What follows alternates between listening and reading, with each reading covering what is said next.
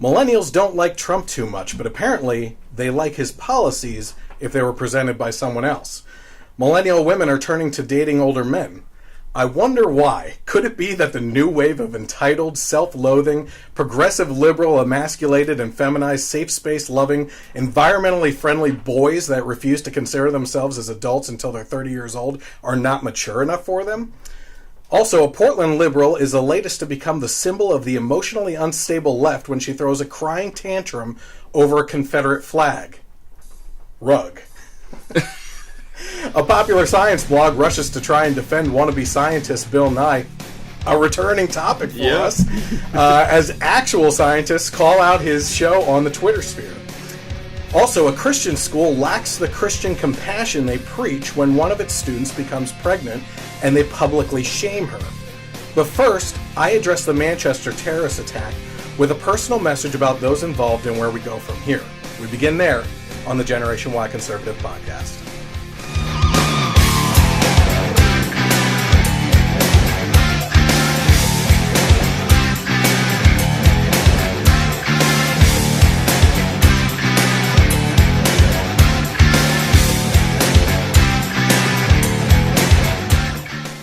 Hey everyone, welcome to the Generation Y Conservative Podcast. I'm glad you could join me tonight, even if you are from New Jersey, after bashing them publicly on I didn't tell Tracy about that, by the way. Oh, is she from Jersey? Yeah.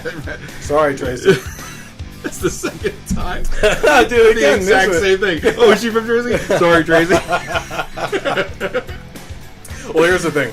Today, was it today or yesterday? Late last night, I drove out to Jersey for work, and one of my favorite comedians, I think it was Boise, Idaho, Dave Attell. Yeah. You know who Dave Attell is? All the best comedians that are out there right now are Dave Attell, Dave Chappelle. Yeah. And they rhyme, too. Yeah, right. I think he was in Boise, Idaho, and one of his jokes was, the best part of Boise, Idaho is packing up and getting the hell out. Well, I said that about New Jersey. Because I swear to you, the running family joke is that every time we go out to New Jersey, something bad happens. Yeah. Whether it's me losing more money at the casinos than I would have over here in Bethlehem, or getting a flat tire, or ending up in God knows where with some horrible people around you in Trenton or something like that. You cross the border, it stinks sometimes with the manufacturing stuff over there. So I threw out the joke, and of course, some Jersey people jumped on it right away. And I don't take it back. But I do welcome you here tonight if you are watching the podcast. So if you're tuning in right now, you might be watching me live on Facebook Live.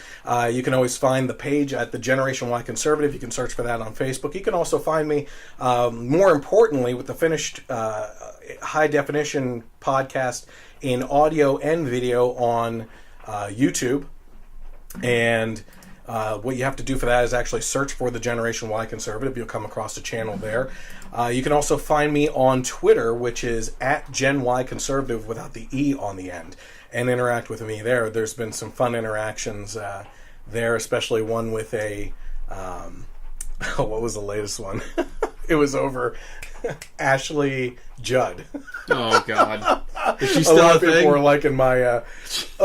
she comes out with these outlandish things, and Dana Lausch said something about Ashley Judd, and I said, when's the last time you heard someone say, you know what, Ashley Judd's making a lot of sense lately? With the crap that comes out of her mouth. Right. Let's see here. Brant's in here. Hello, Brant, another co-host that joins in sometimes. Okay, so we got Facebook, YouTube, and Twitter. You can also find the audio versions of the podcast on Google Play, Stitcher, and now on iTunes as well, which is run through KLRN Radio, which you can find this podcast airing on Sundays from 3 to 5, sometimes 3 to 6 p.m. because I have that whole time slot and can take up that much time if I want. Big shout out to them. They're growing that station into a powerhouse. Lots of topics. It's a lot of political topics. They also have some science topics on there that deal nothing with politics. And they're trying to branch out into different sections. So if you have a good podcast that you're trying to get out there, I would encourage you to possibly reach out to them, even if you have a liberal podcast, because they're looking for different views, and it's growing by a lot. I think they get about 30,000 listeners a month right now. That's great. So Sundays from 3 to 6 is where you can find me there. Every month we spotlight a charity. And this month's charity that we're spotlighting is actually local here to our Lehigh Valley, and that is the Allentown Rescue Mission. So what is the Allentown? We've talked about the Allentown Rescue Mission, who they are, what they do, and different aspects. And throughout the month I bring a little bit different information to you so you can decide if this is actually a charity that you want to be going after. So what is the Allentown Rescue Mission's Christian Living Program? Well, the Christian Living Program is a Christ-centered residential program for the restoration of homeless men to God and the community. CLP offers the good news about Jesus Christ and the spiritual growth opportunities, transitional housing, meals, clothing, life skills education, and referrals to other service providers. The 16-week program includes full days of classes and group sessions in life skills education. Students attend morning devotions, evening chapel, and daily Bible study groups. Clients develop healthy coping skills and receive training for anger management, conflict resolution, communication skills, and healing for damaged emotions. They receive assistance from with resume writing, basic computer skills, interview techniques, and tools that will help them find and keep a job. I'm going across some important things, and I'll tell you why I find this important. Students also participate in money management and budgeting classes to prepare them for a responsible, debt-free life. They will open their own custodial bank accounts with the mission, supervised by their counselors. Clients also receive basic information about drug and alcohol issues, how to stop smoking, and receive suitable resources for their needs. So here's the thing. The best thing I heard was actually from Bill O'Reilly, was on earlier today. And he said that when you start talking to a liberal, if you're a conservative, and you're talking about not getting along with each other, why that is based on purely political opinion, you can't find common ground, right? If you can get the opportunity to talk to them and see their point of view and they see your point of view, if they're both open-minded on both ends, you start having great conversation. And he said one of the things is, liberals find conservatives as not compassionate towards other people. Yeah. And he said, I would disagree with you because I would say that we're more compassionate because not only do we see a problem and want to fix the problem, with someone's life, being like homeless or something like that.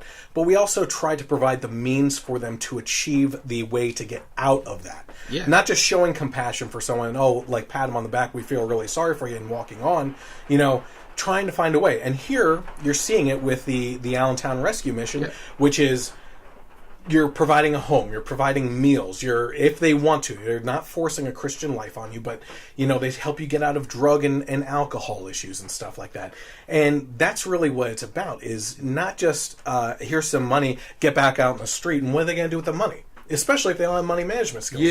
That's a big one too. And it all goes back to like the saying too of you give someone a fish, you feed them for a day, you teach them how to fish, you feed them for a lifetime. So it's the key difference is giving them a means to prevent these issues from happening again in the future. Right. So that's kind of I agree. It's even more compassionate, than just saying, hey, here you go.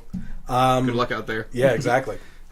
So you can actually learn more about donating or volunteering by visiting www.allentownrescuemission.org. It's Memorial Day, and it's weird. I always find it weird to say Happy Memorial Day because you're actually celebrating the people that put their lives on the line and lost their lives for our country. Yep. And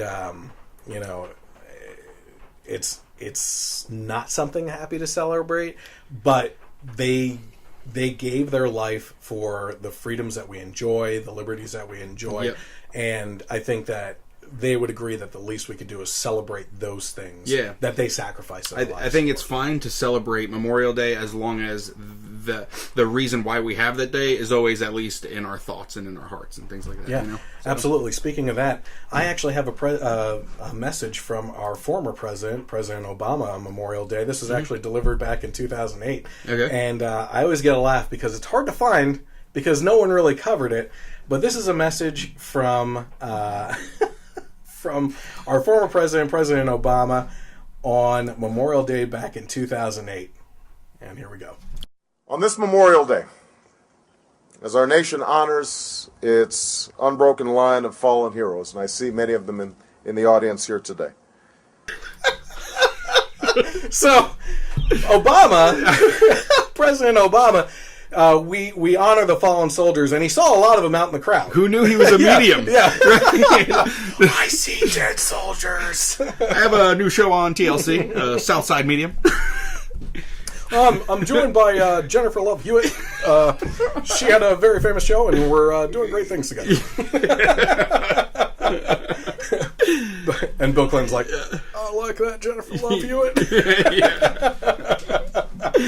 Oh, man, I was going to kick out of that. And that was tough. I searched far and wide on YouTube to find that clip today because I always bring up, and people are like, he did not say that. He did not screw up Veterans Day with Memorial Day. Yes, he did. I'm sorry, but he did. It's not just mixing up the holidays. It's literally one sentence where you talk about the deceased soldiers specifically and how you see many of them here today. Yeah. And obviously, listen, I'm ripping on the guy. I mean, if you turn on any show, a late night show right now, they're ripping on Trump for far simpler things right now.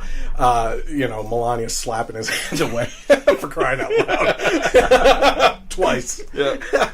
But, I get to do this. This is my podcast, and I like ripping on Obama too, so deal with it. But yeah, I obviously, clearly what he was trying to say was we want to honor the fallen soldiers for Memorial Day, and we see some veterans here in the audience and thank them too. But it was just funny the way he said it. God, it's hilarious. I mean, he had the right idea, you know, so... His heart was in someplace. It was in someplace. All right, so listen, I've been changing the format around with the podcast, and I want to thank, number one, Brant, who's been a guest on the show before for criticizing the podcast and the setup. He's watching right now. And I also want to thank Mike here, because Mike and a couple other people that have been on the podcast have, when we start laughing and start cracking jokes, that's what's getting the most attention on the podcast. So I've actually switched my format around. I will cover serious topics, especially if they're the enormous topics of the week. Certainly, I don't want to glaze over things and make it look like some of Trump's screw-ups I'm glazing over just because he happens to be on our side and is in office. I don't think that's right. I think we should hold our own people more accountable than the opposing side, because otherwise we look like hypocrites when they get back into office again and we start criticizing them. But I do have, before we get into topics tonight, which we have a lot of really funny topics, and one or two serious ones mixed in there too that really got under my skin if you were following me on my Facebook page this week, especially in regards to the Christian school. I do want to address the terror attack. This is one of the topics, though, in Manchester. So before we head into tonight's topics, I want to address that. It was a terrorist attack at the Ariana Grande concert in Manchester on Monday. And I wrote a little something so I don't screw it up. I said, I put up a post earlier this week saying that two things are important to know about this attack: that innocent people were killed, and that it was Islamic extremists that perpetrated the act. I also took a shot at the people who were posting anti-Ariana Grande memes because of the anti-American things that she has said in the past, hoping that this hits her in the face and gives her some sort of political revelations in regards to the meme. The fact of the matter is that Grande is going to live with this on her shoulders for the rest of her life, and her political beliefs, whether they change or not, have nothing to do with this. Can she be criticized for the ridiculous things she has said or done or will say and do in the future? Absolutely. But separate them from this incident. Here's where I will agree with those that disagreed with my stance on Facebook. Yes, our political correctness for years has allowed this madness to continue and spread. Under President Obama, we saw terrorist attacks labeled as workplace violence, and the refusal to even identify radical Islam as a characteristic of terrorism. We have a large percentage of the population that believe we can stop this by simply living our lives as if nothing happened and by reaching out and spreading love and hugs. Can the parents of families of these victims wake up tomorrow and live their life as if nothing happened? But you can jump even further back to President Bush as well for his faults. Instead of hitting them with everything but the smashing thumb of God and annihilating them into a state where they would refuse to further attack us, we have instead chosen to draw out this war going on decades and have disabled our soldiers with rules of engagement that lead more of our soldier to lead to more of our soldiers getting hurt or ending up dead than the actual enemies within their sight lines. I said that one thing we as citizens can do is pray for the victims and their families. And I recently saw a comedian that said, the response is always the same. Post hashtags praying for the victims and change a Facebook profile picture to the flag of the country for support. But what are your prayers worth? Not a damn thing. Well, I would disagree. More than a hashtag, actual prayers are worth everything, and anyone who disagrees has never felt the actual power of prayers answered. More so because they haven't led their heart to really follow through with a prayer. So my and my family's prayers go out to those affected by the most recent attacks, and I pray for the comfort and healing of the families. So that goes out to all of you. Anything that you want to say about the attacks? I feel the same way as far as, my thoughts and prayers are with the families and everyone affected in Manchester. And, the whole thing with Ariana Grande, too, you're absolutely right that this is probably something that's going to stay with her. Everything Always. Aside from politics. I don't know if you remember the attack in France in the concert hall. The band playing was the Eagles of Death Metal. Oh, yeah. Did you see? They had a documentary on HBO. I don't know if you had a chance to see it. If it was the interview that I caught, Well, I'm getting chills just thinking about it. I'm sure you And saw that interview I cried listening. Oh to yeah, it. and he was even talking about like how if everyone had a gun. Yeah. How it would have been. So, and I don't know his political leanings, but I wouldn't be surprised if before that event he might have been more on the liberal side of things. Yeah, possible. But his views changed, after that. But the documentary that on HBO was great, and you really see how that affected the whole. Go, so I should watch it. Definitely the whole band, what they went through. They detail, from what I heard, the Ariana Grande concert, it was over. She probably was in the back already. I mean, the one in France, they were in the middle of it. They saw people getting shot. They were climbing over bodies. The guitar player was locked in a bathroom, and he literally heard like a grenade go off from the cops like outside the door. These things will stay with them, and it'll affect them for sure. It's if anything, what the comedian said too about, it's always the same thing. Our prayers go out to you, but they don't mean anything. I feel like that applies more to the left in a way that they are always, oh, this is awful, it's a tragedy, but then they're the ones that want open borders and everything to just be like, Well, there was the guitarist, was it, for Queen? Yeah, Brian May. Yeah, was in an interview afterwards saying that we need to show compassion and love, and that's going to change their minds. Mm-hmm. And I love Queen. Yeah. But, it's just, there is the difference between, your Muslim people and a lot of good people, and then the politicized Islam, Islam is a political religion. It's a mixing of the two. And it's, this is I saw a clip from Steven Crowder. I'm sure you've seen the Steven Crowder show, Louder with Crowder. Mm-hmm. He's a conservative host. Absolutely. So I kind of he's one of my favorites too. But so I kind of want to give a reference credit to him basically. Yeah. But he was saying we kind of have to take more of a harder stance. You know what? That comedian's right. Just saying my prayers are with you isn't enough. Oh, he addressed it too. We have to get to the point where if you don't basically want to conform to Western culture not in change your religion, but if you think that a female's testimony is only worth half of a male's, you're not welcome. Yeah. Sorry. If you think that female genital mutilation is okay, apparently there was a vote to outlaw I forget the country in the Middle East, to outlaw female genital mutilation, and it did not pass. Like, what? So if you're okay with that, you're not welcome. And I would love to know what the percentage of that was that it didn't pass by. Because, again, we talk about the difference between Muslims and Islamic extremists. Mm-hmm. But there's crossover there. Yeah. There's a lot of Muslims that are peaceful, but still believe in that and Sharia law. Yep. Sharia law things, you were going down some of the list. Oh, yeah. There's some where if a woman is raped, she needs the testimony of 4 witnessing males or more, or something like that, to actually have a case that she was raped. Mm-hmm. And if she comes forward without those people to testify with her, she's stoned to death because it becomes an honor killing then. Yep. You know, for the family. I mean, yeah.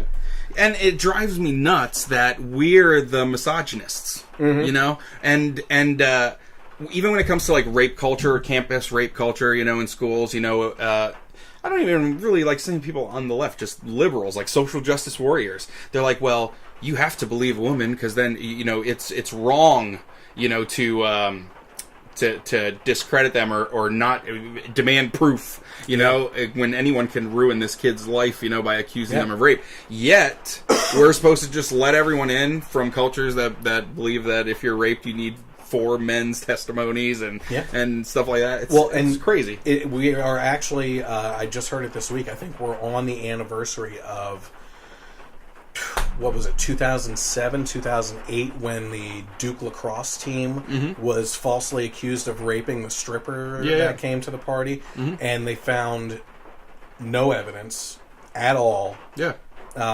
with DNA evidence leading towards these lacrosse players doing anything. But between that party and the next day when she went to the hospital, there was a DNA of 11 other men on her that they did find that had nothing to do with the lacrosse team. You know, and what happened? She was black, right? And Al Sharpton, Jesse Jackson went down, showed up. They caused this big firestorm and everything, and still have not apologized for that. And there are Duke lacrosse players to this day that are having trouble getting jobs because their lives are ruined. That's it. Absolutely. You know, and it's just crazy that we're supposed to just, you know, show love and compassion and everyone. I mean, how the other thing Steven Crowder brought up that I thought was a great point is that when President Trump addressed it, like people were criticizing him and his choice of words and just calling them losers, you know. The View. But the one thing that Crowder brought up that is an absolutely great point is these people aren't afraid of dying. Nope. They're not afraid of following laws or anything like that. But shaming them is one of the worst things you can do to them. Yeah. So in a way, calling them losers, scum of the earth, you know, things like that is like one of the things that you can do to them that will actually hurt them, you know? Yeah, absolutely. So, and we finally have a president that has the, you know, testicular fortitude to actually just do it instead of walking around on eggshells and making sure that everyone is happy and not, you know? London, I don't know if England as a whole, I believe is on critical alert right now, which is the highest that you can go, meaning from what the Prime Minister said or something, that it means an attack is imminent. Yeah. You know? So that's a very serious situation. I believe that there was a video that was online that was taken down already where they were calling for something to happen in Las Vegas. Here. So, yeah. So, I mean, it's a whole new level to, like, an Ariana Grande concert is kids. That's what they were doing. It's little kids. That's what they did. I mean, like, how much worse can you get than that? You know? Well, and I think that was their point, too, was to, you know, we've become so numb to these things happening. Because next week, it's not going to be that big of a story anymore. No. Because that's the way the news cycle goes. I mean, so many big things are happening, you know, every week now. Every week, big things are happening. And, you know, Trump firing Comey feels like half a year ago. Yeah. It was 3 weeks ago. Yep. You know, and that's how many things have happened. Not if you watch MSNBC. Right.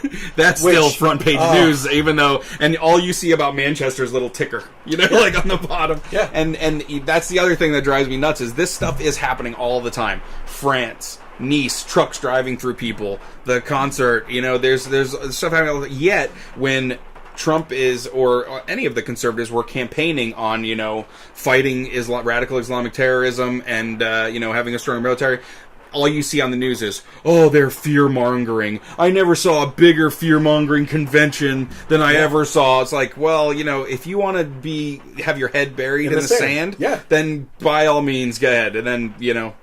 And that's exactly what it is. Ignore it, hope that it goes away, but that is not what these people are trying to do. No. As a matter of fact, they're trying to do the opposite. Yeah, they want to chop your head off while it's in the sand. Yeah, and it's a kind of like a sick, twisted thing now, too, where when something bad happens, I even see on the news sometimes like, oh, this is a good thing for Trump because it's like, now that this happens, it validates all the stuff that he was saying. It's like, well, no, it's not a good thing. That's the sick It's not a good thing, but it does validate the things he was saying because he was on the right track as far as where we should prioritize, the issues.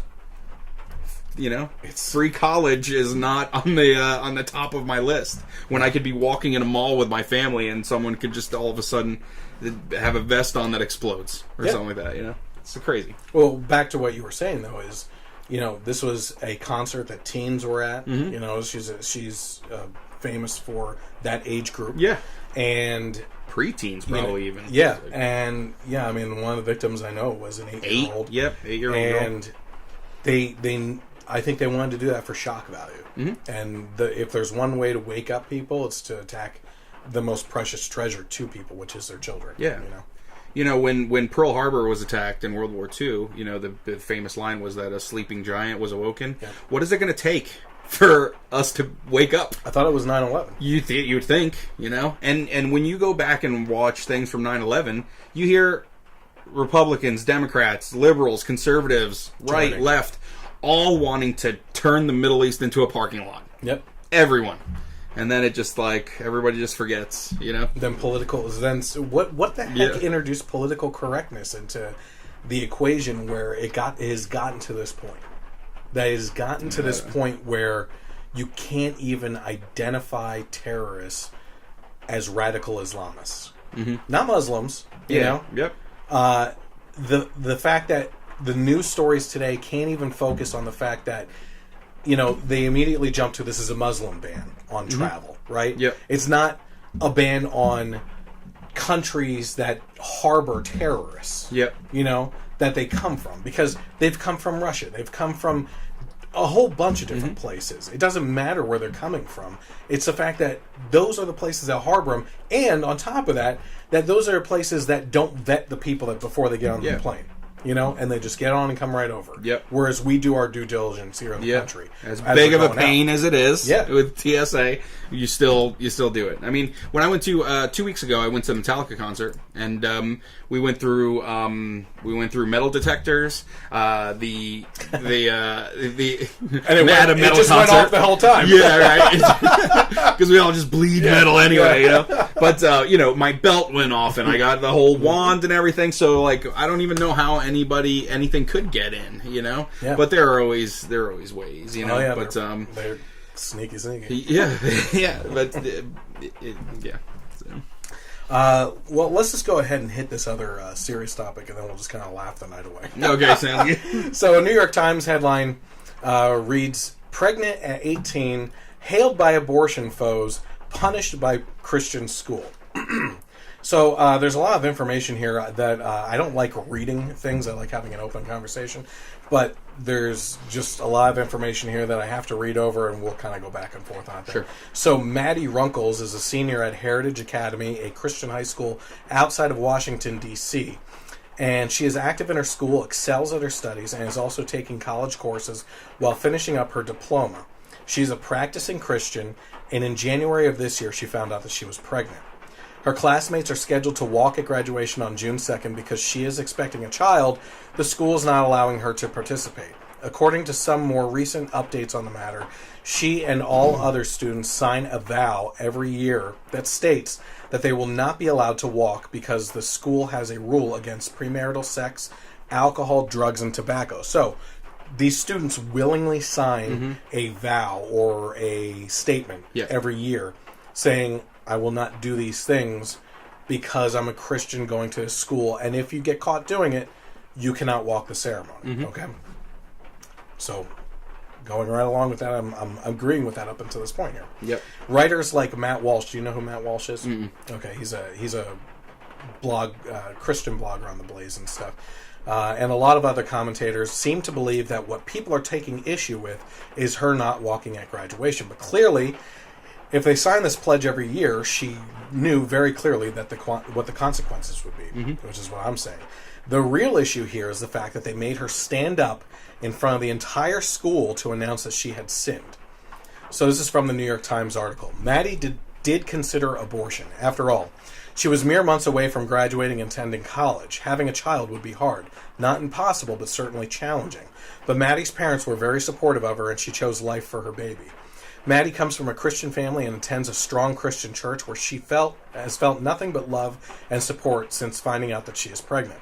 Maddie was stripped of her leadership positions in the student council and Key Club, but the bigger punishment for Maddie is that she will not be allowed to walk in graduation with her classmates on June 2nd. Her principal, Dave Hobbs, was going to inform the entire school that Maddie had broken the rules, but Maddie didn't want the information to go out through a secondhand source, so instead, she voluntarily got up in front of the entire high school and tearfully told them what she did and that she was pregnant. This is coming from her. I stood there in tears while my dad read half of my prepared statement until I could compose myself and read the rest of my own, admitting my mistake, but also saying that I chose life for my child, said Maddie, who's 18. Ultimately, it was decided that Maddie would be allowed to finish her classes at school, but as punishment, she would not be able to participate in her graduation ceremony in June. So what's with this public shaming? I mean, Matt, you've seen Matt on my podcast, not Matt Walsh in this case, but Matt is actually a leader at his church oftentimes. I don't know if it's a regular thing for him, but he jumped in on commentating on this.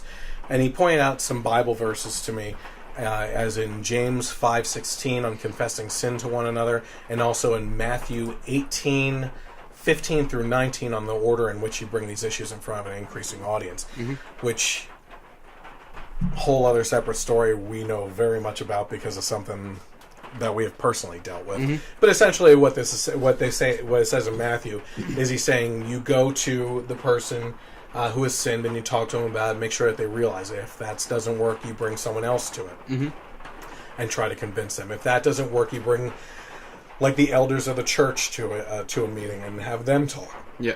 Then a larger audience with the congregation and the community, and it goes up and up and up until the person finally gets it right. Well, it seems like in this case, Maddie she got it.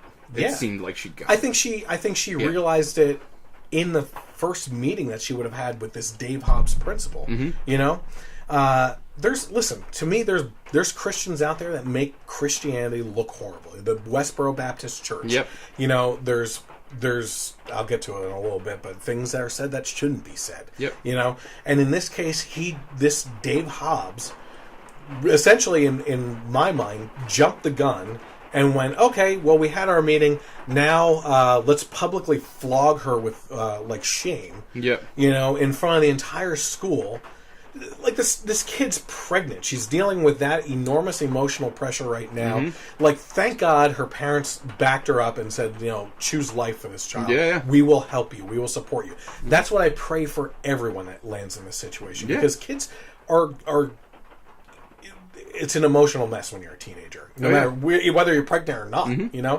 I've never been pregnant. Yeah, right. But don't assume anything. Right. But I really do, that in cases where there's teen pregnancies, that a lot of them go unheard of with the parents because they're just so terrified at what the parents are going to do. And I hate to say it, but in some of those cases, obviously, it's justified. You see teens get kicked out of the house. That's the time that they need you as a parent the most. And it's just disgusting to me. This whole thing, I can understand not walking at the graduation. Okay, you signed a pledge every single year as a student. You knew it was coming. Okay, you engaged in an activity willingly. You knew the consequences, and a consequence has to happen. That's all there is to it. It's just like anything else. But to publicly shame this girl, that's unchristian in my mind. Yeah, I agree. It's I don't see what it's accomplishing, And the other thing too, you brought this up in a it's to make an example of her. Yeah. That's all it is. If you out there do any of these things, we're going to put you up on this pedestal in front of everyone and make you look like an idiot. Yep. Well, how is that Christian? Yep. That's not, you know? Mm-hmm. And it's like I said, I don't know if I said it to you or someone else in the podcast, but it's, we have these people in our lives, and personally I'm talking about, of abolitionists for abortion, right? Abortion abolitionists that go to Planned Parenthood with these huge signs of, like, torn apart fetuses, like real stuff. Yep. And I'm not denying that. Like, it's horrific. And as a matter of fact, there's a new Planned Parenthood video out this week. Did you see that? You posted it. You talked about what was you talked about what was in the video. Yes. I didn't even want to watch it. I can't even deal with that. I mean, we're dealing with monsters in our society. Yep. People that can. The one woman said this is like a conference that they went to or something that Planned Parenthood nurses or people got together to talk about things, and the one nurse was like, "Oh, it was really disgusting. One time an eyeball fell into my lap." And like they said on the radios today, well, what does it matter? It's just tissue. Yeah. Well, why is that so disgusting? Because it's a human eyeball. Yeah. It's a freaking baby. Yeah. Like, you're putting up a wall in your damn mind as a sick person that you can't get it through your head that this is not a mass of tissue like a freaking tumor. It's a baby. Yep. You're killing a baby. An eyeball fell in your freaking lap. The one woman was like, "Oh, we've all had the experience where a head gets stuck down there and you have to crush it and the skull is sharp." Oh, well, God forbid you cut your freaking finger after killing someone. Yeah. You know what I mean? Like, I'm sorry, I'm getting worked up, but this is the stuff of horror. You know what I mean? Yeah. What was the other one? The nurses that are performing an abortion, and it doesn't go right, and the baby starts to be born, and it's still alive, so it would be considered a partial birth abortion. Yeah. So what they do is they quick grab another set of forceps and pull off the legs to let it bleed to death before they actually pull it out. So it's a full abortion. It's...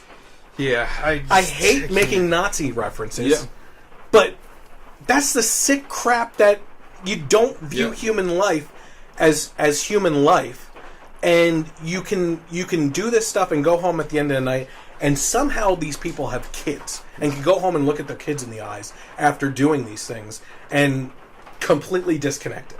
Yeah. But in this case here, I'm getting off track now. I completely lost my thought. Yeah.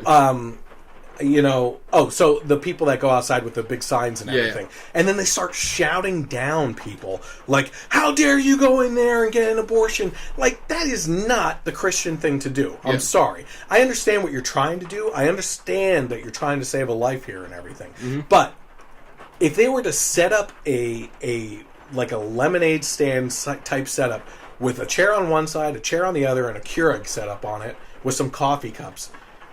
Do you want to talk before you head in there? I'm here for you. I understand what you're going through. Listen, I'm a religious person. If you want to talk about that, we can. We don't have to, though. Yeah. If you're having second thoughts, here, have a coffee. Just talk with me. If you feel like you're trapped into making this decision, I have some alternatives for you. Let's just sit here and talk for a couple minutes. And if you want to go in there, I can't stop you. But I want to show you love. Reach across to hold their hand. Yep. I understand you're going through a really tough time right now.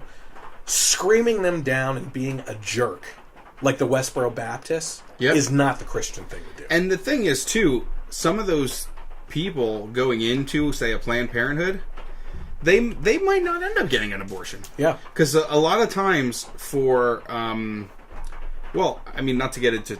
Well, whatever, I'll just get it. Shoot.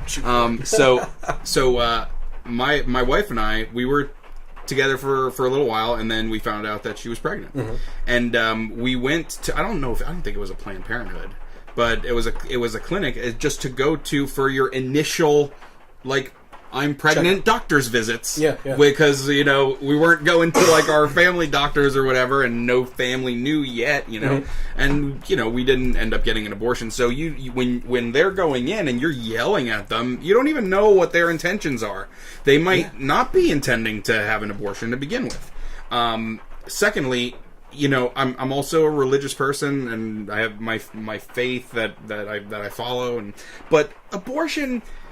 It's a very, I feel like for everyone it's a very religious topic, yeah. but for me it's not even a religious. Like there's very little religion in how I feel about abortion. Okay, just like an atheist. We can all agree that murdering a 5-year-old is wrong. It's the same thing to me. Yeah. Like, God, I have some friends on the left that are like, keep your religion out of the... Like, this has nothing to do with religion for me. It's just that I don't think that killing... And this... we said this last time. When I found out that we were having a baby, I felt like a father instantly, so I felt like there was a person right away. I understand there's scientific things before a heart starts beating and a body starts forming, but just me personally, I felt like instantly I was going to be a dad, you know? Mm-hmm. So it's not a religious thing for me, honestly, even though it is for so many people. Yeah. But I kind of have I even feel weird saying pro-life, pro-choice. Okay. You know what? I'm pro-choice. You made a choice and got pregnant. Yes, exactly. And I'm also pro-consequences. Yeah. And I'm pro-responsibility. Like, that's it. So you know what's going to happen, and there are situations, rape, incest. I've heard stories of a 9-year-old getting raped and getting pregnant. So...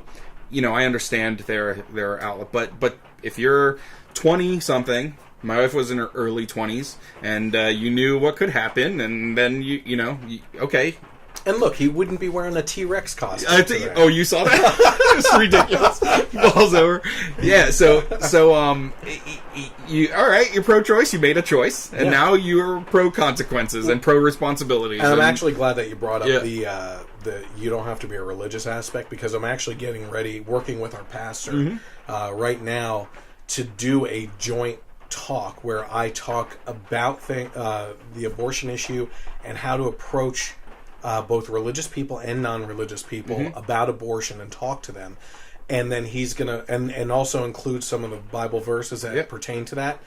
And then it switches over to him going through with those verses and explaining why it's important. Yeah. And what I said to him was, I really feel led to talk about this because, as religious people, if you're really religious, then you don't need any more arguments, right?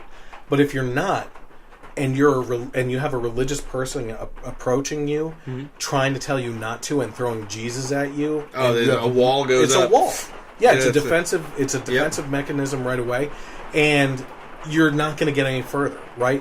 Which is why, like I said, the best thing to do sit outside.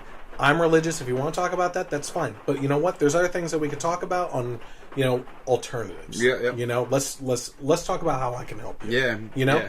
It drives me nuts. It drives me crazy when I have friends on the left and they post stuff about abortion. They're like, "Keep God out of my women's bodies" and things like that. And it's like, it's not. It has my thoughts on that have nothing to do with God. Yeah. And then the other thing too that also drives me nuts in regards to this that they say is, Trump's going to get rid of children's health care and cut the chip program. So they're all pro-life until it deals with this. Like, this goes back to pro-responsibility. Yeah. God forbid, I think you should be able to take care of your kids. Yeah. I'm so sorry. Oh, God. We're so pro-life until it has to do with you taking care of your kids. There was a video a couple of years ago of a woman that had 16 kids with 4 or 5 different fathers, and something about, I think her welfare was taken away. Yep. And she's like, well, who the heck is supposed to take care of my kids? You. Like, what? And the fathers, where are they? Get them back in the life. Yeah. What the heck? We have a friend from T-Mobile, Vic. I don't know if you ever see his posts. Vic, if you're watching what's going on. He defriended me because he's liberal. Oh, really? And he hated my opinion. He hasn't defriended me, and I kind of go back and forth and stuff, too. I think maybe it's because we like the same soccer team, too. That kind of okay, yeah. But, he posted something about... and I love Vic. I love you, Vic. Yeah, I don't know why if you're watching... Yep. Yeah. So, he posted a story about, someone was saying, if when a black person has 16 kids, they call it irresponsible, but when a white person has 16 kids, they call it... No. Oh, shut up. But no, they call it whatever that show was on TLC plus 8. Yeah. You know, K plus 8. And then if a Muslim does this or marries multiple women, they call it misogynistic. But if a white person does it, they call it sister wives. And they take. So I responded to his post and I said, listen, I think I totally agree with you in the discrepancy and how we make it okay. You know, that was the definition of white privilege. That's what the post was. And I said, listen, I agree that that's wrong, that we're saying it's okay for white people to do. Yeah. But I said, but just so you know, the fact that that's happening doesn't make all the ethnic ones right. Yeah. It makes the white people also irresponsible, misogynistic. So you know, absolutely. Where are you going with this? Yeah, that's absolutely correct. So going back to the story here, I said that the fact is removing her from leadership positions in extracurricular activities and not allowing her to walk in the graduation ceremony was enough punishment. And I agree, she should be removed from leadership positions too. The public shaming was outrageous and very overboard. So shame on this Dave Hobbs, the principal of the school, and his actions.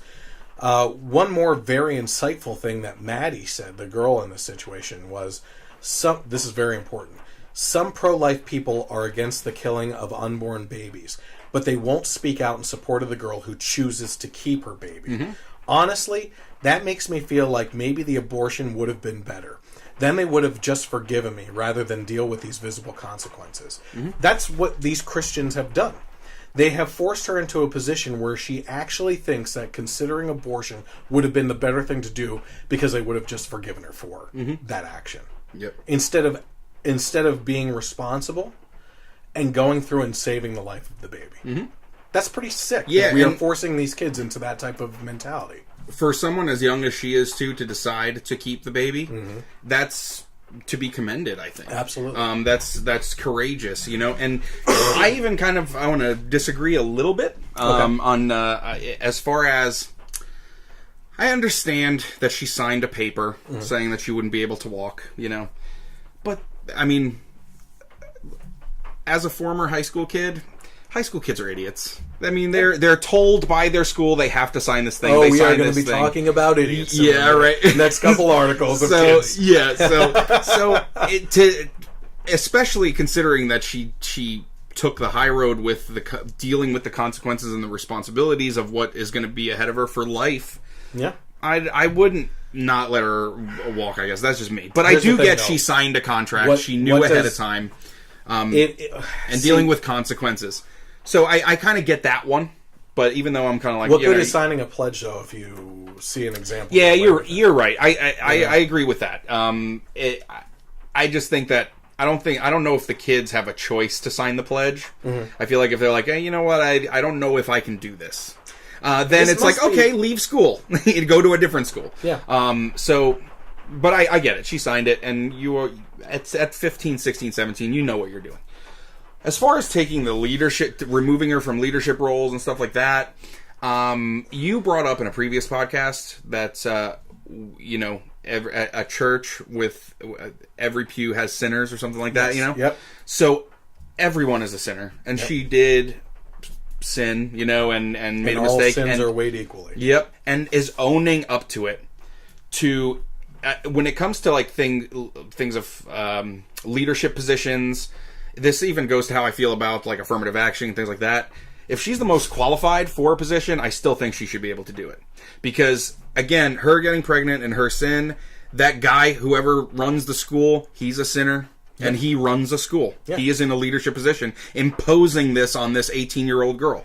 So I feel like there should be some flexibility there on top of not making her. To your point, one of the things I said in the original post that I put up is exactly what you said. We are all sinners, right? Mm-hmm. And that being the case, this Dave Hobbs is obviously a sinner too. Yep. He should be up on the podium every freaking morning talking about the sins that he committed the day before. If that's the case. You know what I mean? If that's the public shaming that you want to do, it's going to be a long freaking day going through the students and having everybody go one by one and doing what Catholics do in private in the confessional publicly to the whole school. Yeah, right. You know what I mean? Mm-hmm. So I asked the question, is this what we want the footprint of Christianity to look like? to have Christians contemplate committing evil acts because their Christian counterparts would forgive them more easily. Yep. You know what I mean? We need to continue to label sin as sin and not excuse some as outdated, but we also need to hate the sin while loving the sinner and helping them navigate their life if they are reaching out for your hand. You know? And that's exactly what I was talking about. There's a couple things wrapped up in there. Number one, trying to help them out. That's exactly the situation I was talking about. But at the same time, recognizing sin as sin, that's a big thing right now. You know, we have churches out there that say, well, this is no longer sinful behavior. You know, we all know what it is. You know what I mean? Like, it is what it is. But, you know, you're leading... What you're essentially saying, in my mind, is the Word of God here is true, except for this. Well, if you tear that apart, everything falls apart. Because everything would unravel. It's a string from a sweater, right? Yep. You can't say one part of the Bible isn't true because it unravels the whole thing. Well, if that sin is okay, then why can't I just kill someone? You know what I mean? Why can't, you know, whatever the sin is, you know what I mean? And again, like you said, we're all sinners. I'm not saying to be a perfect person and go out there and be sinless, you know? Yep. But recognize what it is, you know? Recognize what is going on as sinful behavior and go into a confessional if you have to. Stand up in front of a crowd if you want to. I don't care. Yeah, or what even you do. Just say it to yourself. I shouldn't have done that. Yeah. Like, if anything, in prayer, you can, you know.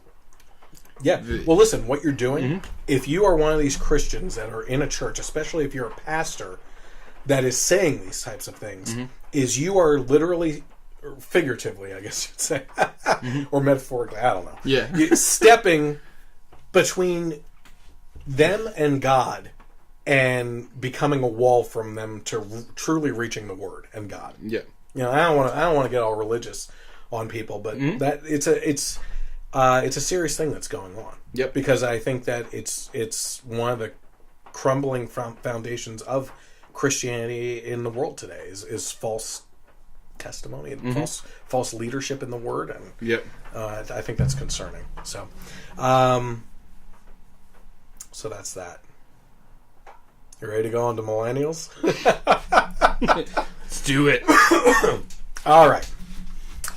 So if you're under the age of 34, you're into maybe a young teen now or something like that, you're considered a millennial. And you are a pimple on the butt of society. The Institute of Politics at Harvard University released a spring survey last Tuesday on millennials' attitudes towards President Trump. They love him. No, they don't.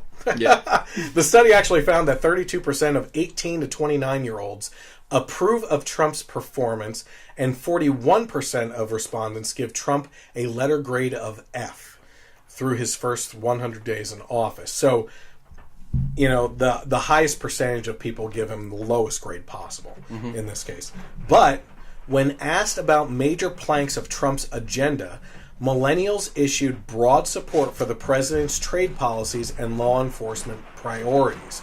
So what they're saying here is, without Trump's name attached to the policies that he's proposing, like, do you agree with Trump on this? No, absolutely not. Well, and great thing. Okay, this goes back to the defensive mechanism, right? Which is for a non-religious person, and you throw up Jesus or something like that. But that conversation's over. Yep. You are not going to get through to that person because you just triggered them with a word that's going to raise their defensive mechanisms, right? In this case here, you know, if you say, do you agree with Trump? Don't go any further, because that's it. Yeah. If you said the word Trump, if you said the president right now, Donald Trump, anything like that, or the Republicans, you throw the survey out, right? Do you agree that we should stop the inflow of drugs and weaponry coming into the country through our southern border by implementing security measures?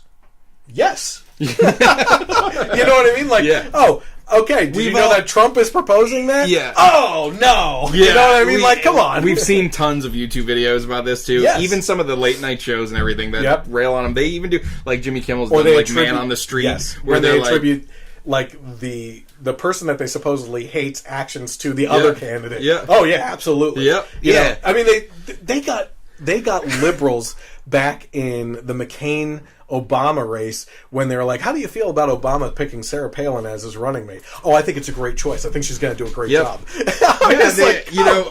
There's a big debate about having to show your ID to vote. Mm-hmm.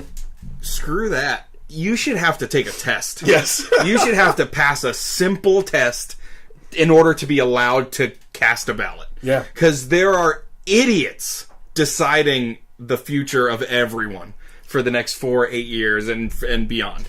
It's crazy. I want to ask you something. Yeah. Are you willing? Are you willing this summer to do man on the street stuff with me? Yeah. Okay. I need it. I have some great ideas that I've thought of for over a year now for man on the street stuff. Yep. And it's going to be fun. Yeah. If you're willing to be like my camera person or something. Yeah. Or even switch off and have you do some stuff too. I knock on people's doors while they're eating dinner for a living. So I have no problem going up and talking to people. Okay. So back to this here. So they disagree with... Yes, if you need cable or internet, give me a call. They don't like Trump. Yeah. They give him an F. But when they're asked about his policies, by and large, 80% of his policies they agree with. Mm-hmm. Okay? So 60% said that cracking down on countries' illegal and unfair trade policies that hurt American workers would make America better. Only 13% said it would make the country worse. 13%. Like, that's a huge disparity. It is. Oh my gosh. So this is what someone said. In fact, we found 50% of Democrats actually believe that this makes America better, said John Della Volpe, polling director at Harvard Kennedy School's Institute of Politics. And we found that 37% of the same group of 18 to 29-year-olds believe that this policy would have a positive impact on them and their family. Only 14% indicated that it would have a negative impact. Okay? Oh, it doesn't stop there. Nearly half of respondents, 48%, said ending the anti-police atmosphere in America and empowering law enforcement would improve the nation, compared to the 24% that said it would make America worse. So this whole... Look, Black Lives Matter, there's some kernels of truth to that movement. I will not deny that. Yeah. Okay? Mm-hmm. Matt has talked about certain things. He recommended 13 to me. 13th, I think it is. On Netflix, it's kind of a documentary or whatever. Mm-hmm. Great things in it. Also some stupid things in it. But it talks about looking back at history and seeing where all this crap really started. Now, Reagan and Carter had the war on drugs, which really did a crackdown on the black community, right? Mm-hmm. But then, when Bill Clinton got into office, the 1994 crime bill that he implemented under his administration is what supposedly did a mass incarceration of the black community. And really, the big one into that was the 3 strikes. Have you ever heard of that? Essentially, if you get caught for the same thing 3 times in a row, you're in for life. Yep. I disagree with that. So there are kernels of truth to that. But there is a very anti-police mentality in this country today. Mm-hmm. But here we go. 60%... No, I'm sorry, that was the other one. 48% of people in the millennial generation, 18 to 29 years old, are saying that this is what we should be doing, that we should be empowering police and, ending the anti-police atmosphere. Yep. Anything to say on that at all? It's... I mean, when it comes to the whole millennials and even some non-millennials too, like if you say Trump this, then no, I don't agree. But if you just say just the issue itself, they agree because hey, common sense, it's a thing. You know, it happens all the time. And even when it comes to the police and Black Lives Matter, like you said, I agree that there are issues and things can get better. being anti-police is not the way to go about it. A lot of things is retraining. I saw something posted online recently. I forget. I think it was Utah. The whole police. It might have been a different state, but the police were retrained with a lot of different techniques, and they haven't had to kill anyone in a long stretch of time. Things like spacing, using your taser. So a guy was coming at a cop with a knife, and the body camera caught him doing this technique called spacing, where he's got the taser at him, and he's backing up, so he's creating distance, right? And then eventually, with the taser, takes him down, and the guy's like, "I thought you were going to kill me." He's like, "No, I'm not killing anybody today," things like that. So the retraining that we can do, but that is also embracing the police and the good police that are out there, you know? And even with drugs, I do think there are some things that need to kind of evolve. I've become very libertarian on drugs. Yeah, I really have. My whole family's Portuguese, right? And Portugal, as a country, it's 5-10 years ago, basically decriminalized drugs if you are caught with possession of a certain amount. If you're over a certain amount, it's a criminal. But I mean, if you are basically at a certain level, and it'd be like Tony Montana with a mountain of cocaine, a mountain of coke, like a white face. So basically, distributors and sellers and dealers, that's still a criminal offense. Okay. But if you're caught in possession, you're not charged with a crime. You're put into substance abuse programs. So basically, you're treated as a patient instead of a criminal. And that's the numbers are so money far from the prison funds to therapy funds, right? Yep. I actually saw stuff I don't know if it was Portugal or another country. It must have been that. Yeah. Because the statistics completely reversed. Oh my god, it's so far down now. It was a family member of mine that had originally shared like a little video. I'll share it. Yeah, tag you on put it on my page. So it's I think that's a good idea, because these are people with a disease, addiction is a disease. And so to treat them as a patient is a better idea than just throwing them in jail, because you're not going to go to jail for life for having like 6 ounces of pot or coke or whatever. So you're going to come out, you're still going to be addicted, you're still going to have the disease, you're going to do the same thing over again. Treating the dealers and distributors as criminals makes the most sense, so there's a lot that we can do moving forward, I think, when it comes to that. So I mean, don't get me wrong, like when a lot of times I can tell the people that are on drugs. Like, like I understand marijuana doesn't do too much to you, but when you sound like Bill and Ted, mean, throughout the whole day, it's like I have a friend who's a teacher, high school teacher, and she actually, she's our age. You're like slowing down. I shouldn't talk anymore. Yeah, she might be watching. No, it's not that. She's actually conservative. Okay. Her husband's liberal.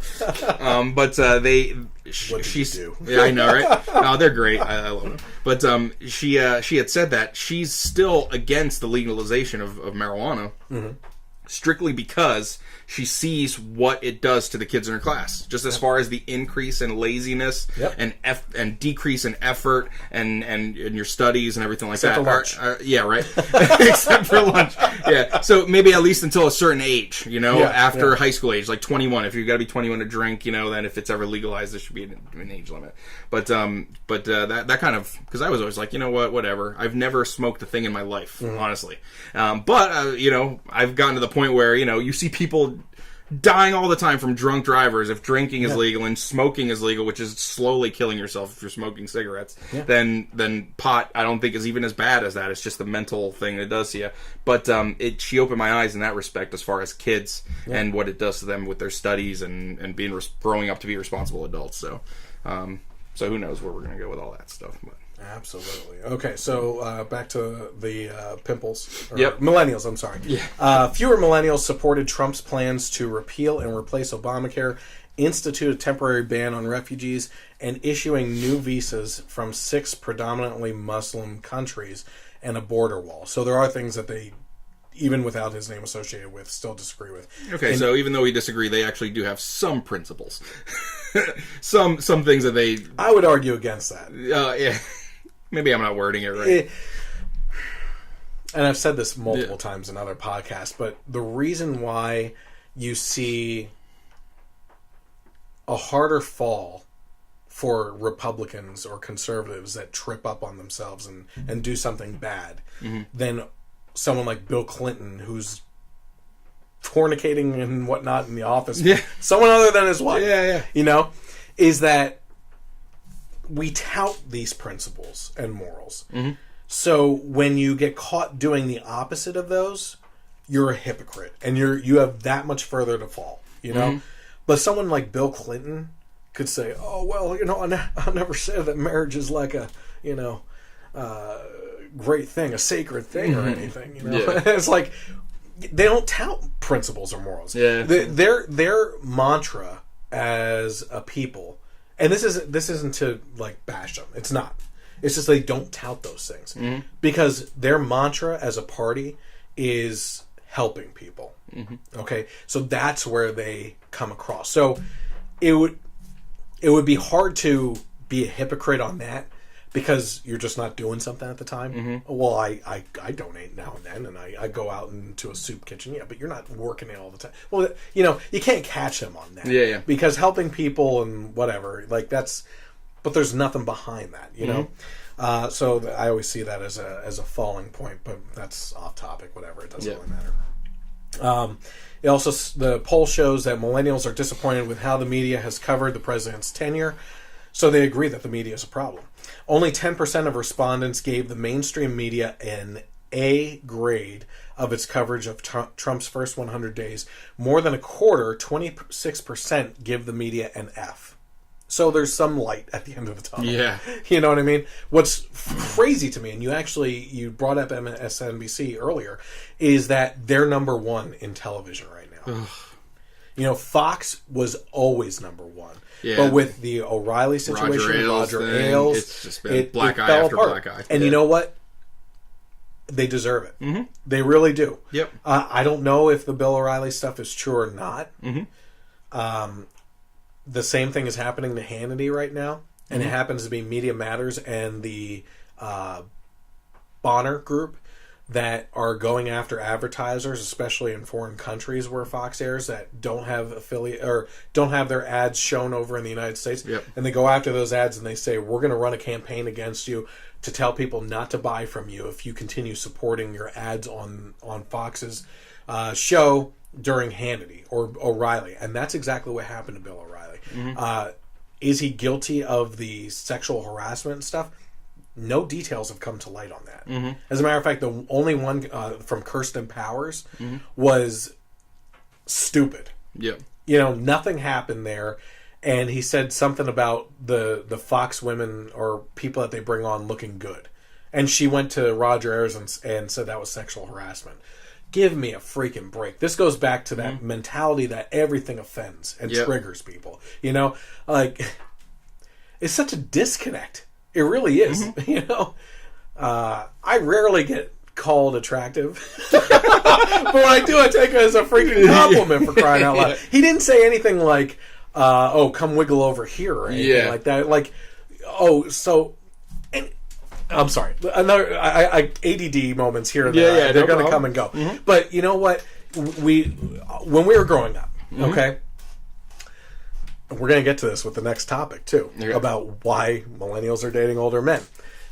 What do women always say as you're growing up? Oh, these guys are only in it to chase tail. Mm-hmm. I want a guy that opens the door for me. I want a guy that compliments me and everything. Mm-hmm. Well, the second you do it, it's sexual harassment. So now you're pushing that even further away. Yeah. You know what I mean? Like, it's the script has been completely flipped on this, you know? And like I said, I can understand if they're getting like, oh, you know, do this or do that and shake it around and whatnot. Like, that's disgusting. Mm-hmm. Like, don't do that. Yeah. You know, that's not being a man. That's being a boy, you know? But... this kind of stuff, like, oh, well, Fox has attractive women, like, thanks for coming on, you know? Yeah. You know? But now, that guy's show on MSNBC is number one. Rachel Maddow. I hate her so much. Well, and then right after that, the other girl show on the network, Chris Hayes. Oh, yeah. It's ridiculous. So, I mean, her show... the actual Rachel Maddow, just so we're clear. Her show is just... she has an agenda. She's pushing it. And it's all... nothing is based in fact. No. I was watching it the other day, and the whole thing was like, so we're hearing that maybe and if this were true, and if this were true, by the time you get to like the 7th, and if this were true, you're already like going down this whisper down the alley scenario where like, Trump. Where it's like, okay, the farther you go, the less likely this is even close to being true. But yet she's putting it out there as news. Yeah. And then people that are watching it are like, that's what's happening. That's the reality of the situation. It's one of your favorite parts from the other podcast that we did was us talking in our NPR voices and everything. Mm-hmm. And it's the same thing with MSNBC. They think that if you look concerned and you look at the camera and you talk in a concerning voice, and if this is true, well, we're in a lot of trouble here. And I just can't believe that our country is coming to this. And I fear for the future. I really do. Yeah. And it's like, shut up. Yeah. Report the freaking news. You want to commentate on why something's wrong? Then do it. But don't get into this this false narrative stuff where you're implying that something may be happening and commentating on what could possibly be and blowing up a story that isn't there. Yep. Yeah, then that's all I ever see on her show is what she's doing. Yeah. Looking right into the camera with the most punchable smirk you've ever seen. Oh, she is the smarmiest person out there. Yeah, like I'm so like this elitist, like just like and that's all she does is just perpetuate. She's so condescending theories as truth. That's what she does. So it's I can't stand her show. And there's right wing shows that are it's the same thing. They're doing the same exact thing. I don't watch Fox. Yeah, I get most of my news honestly. I get the from clips of Tucker Carlson. That's about it. Yeah, because his clips are like on YouTube all the time, just arguing. With I have to say about Tucker Carlson too, as great as those clips are. Mm-hmm. When the opposition starts talking and he starts laughing, it gets under my skin. I'm like, come on. Like, you could say a smart remark and really catch him off guard and throw him off the balance. And he does that a lot of times. Yeah, absolutely. Mm-hmm. But when you start laughing, like the people of opposition that are agreeing with that guy that you might be able to throw off the balance beam too when you knock his argument off, are the defensive wall. Yep. Because look at this jackhole laughing over here on this side of the screen. I don't even want to watch it anymore. Yeah, and that's what's going to happen. Yeah, I agree. Yeah, I honestly get most of my news now from YouTube. Yeah. Just commentators talking about stuff. I even watch, as much as I disagree with them on just about everything. Like if there's certain news things that are going on and I just want to see the other side's take, I'll like put on a Young Turks video and just kind of see what they have to say about certain things. Most times I am like, but I will give them some credit during the election and the campaigns of really ripping Hillary. Really? Yeah.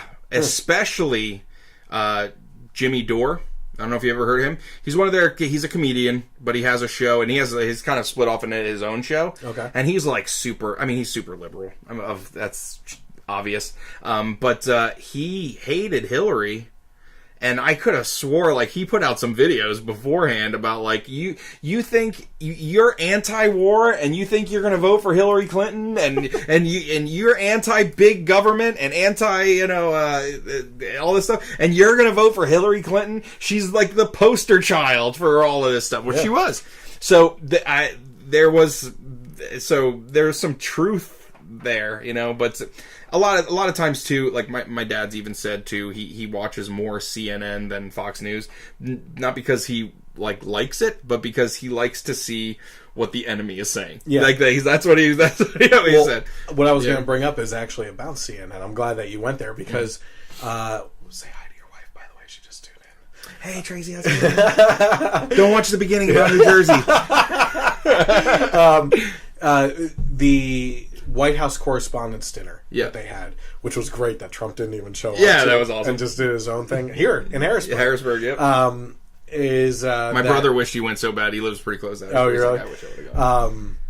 Is that comedian, I believe he's from The Daily Show or something. Yeah, Hassan something. Yes, and he did a fantastic job of ripping across the aisles. Yeah. Yep. And one of the things he said was, calm down, CNN. Not everything is a breaking story, breaking news. It's always, no matter what, breaking news at the bottom, breaking news. And it's like, at some point, like, what is breaking news? Yeah. You know, what's a big story anymore? You don't know because everything is breaking news, you know? So, yeah, they're very guilty of that, you know? And if you have the opportunity to go back and actually watch that, his part in that correspondence dinner, I thought he was brilliant. And the things he said about Fox was spot on. Yeah, he was funny. Yeah, it was funny across the board. And that's the way that stuff should be. Yep. You know? And, you know, we've taken the opportunity, we're going to bust on Bill Nye again tonight because he just continues to make the news. Yep. We've done Bill Nye, we've done Stephen Colbert a couple times. And the fact of the matter is, you know, I subscribe to some things on YouTube. And one of my stories this week was almost going to be that Jimmy Fallon responded to a question in an interview about why he doesn't rip on Trump as much as I read his whole interview. Colbert. I read the whole interview. Yeah. Yep. And he's like, I'm here for comedy. I'm here to entertain people. Yep. And the reason why Colbert rips into Trump all the time is because he was doing bad in the ratings. And the second he started doing that, his ratings shot up. And now he's over Jimmy Fallon. And I don't know how the hell that's possible. Yep. Because Jimmy Fallon is a genius. Yep. You know, he is. He's a great person. He has so much fun in his show. And he does, like, funny things Games, on the show all the time. the rap battles or whatever, the karaoke battles. My or whatever. favorite is that weekly hashtag. Yeah. Hashtag. That's what it's called. Yeah. The Tonight Show hashtag. Oh, yeah. When he reads the tweets that people, that he gives one out and then reads tweets, yeah. So he interacts with the people. Yeah. The phone booth question things where you have to pack people in every time you get a question wrong. Like, did you see the one with The Rock? Yes. The Rock got one right or wrong, and like a child genius went into his. And he's helping him out. And then Jimmy Fallon got one wrong, and Big Joe, 7 foot tall, 500-pound Big Joe, was into his. Or what's in my box? Yeah. Like, it's those the are best funny stuff. Yeah. You know? How he's... Look, again, and we've had this conversation before too. These things keep on coming up. When we were hanging out with my liberal friend, and you have the left that has this mentality of, or had the mentality of, hate's bad, love. It's always love, love, love, love. Get rid of hate and everything. Yep. Well, Colbert is succeeding because he's pushing hate. Yeah. Of Trump. And what I was going to say is when I'm on YouTube, when my subscriptions show up and what's trending and everything, every Colbert video that's up, or Seth Meyers, A Closer Look. I hate those. Oliver North? Or no, Oliver... the guy on the HBO show. HBO. Yeah. And sometimes Kimmel, but not that often. Yeah. I will give Kimmel the whole credit. Kimmel thing kind of went into high gear when everything happened with his son, and then he kind of politicized it, which, I mean, that was... I like Jimmy Kimmel. Like, I've liked a lot of his shows and the comedy when he's not really political and everything. And, you know, if that's what he's informed on and something that he's passionate about, and I agree when everything happened with his son, you know, but... You know, he kind of then, even after that initial episode, then kind of ran with it. And then I think, like, okay, now you're using your son's, you know, condition to push a political agenda. And that's kind of, you know. Well, my point is, between Stephen Colbert especially, Seth Meyers, the Oliver guy, John Oliver, on HBO, every trending video that's on YouTube or suggestion to me is them talking about and bashing Trump. Yeah, it's like they live and swim in hate. Yep. You know, which is what the left has been pushing against for years. Yeah. You know? And it's becoming a problem with YouTube, too. Apparently, a lot of conservative websites, they're not showing up in people's subscriptions, even if you subscribe to them. You gotta make sure you hit that bell, you know, so that you're notified when a video shows up. Hint. Because the stuff's not coming up. They're getting demonetized more. But, man, you look at trending videos, and it's every single night, the Seth Meyers clip, A Closer Look, the John Oliver clip, and it's just being shoved down your throats. Yeah, it's horrible. It's crazy. Okay, so we're still on Millennials here. We might have to go a little faster because we've actually been ripping things. You got 3 hours on KLRN? Yeah, so when did we start? 9:30? Yeah. So we're only an hour in. Okay. Okay, an article that was posted.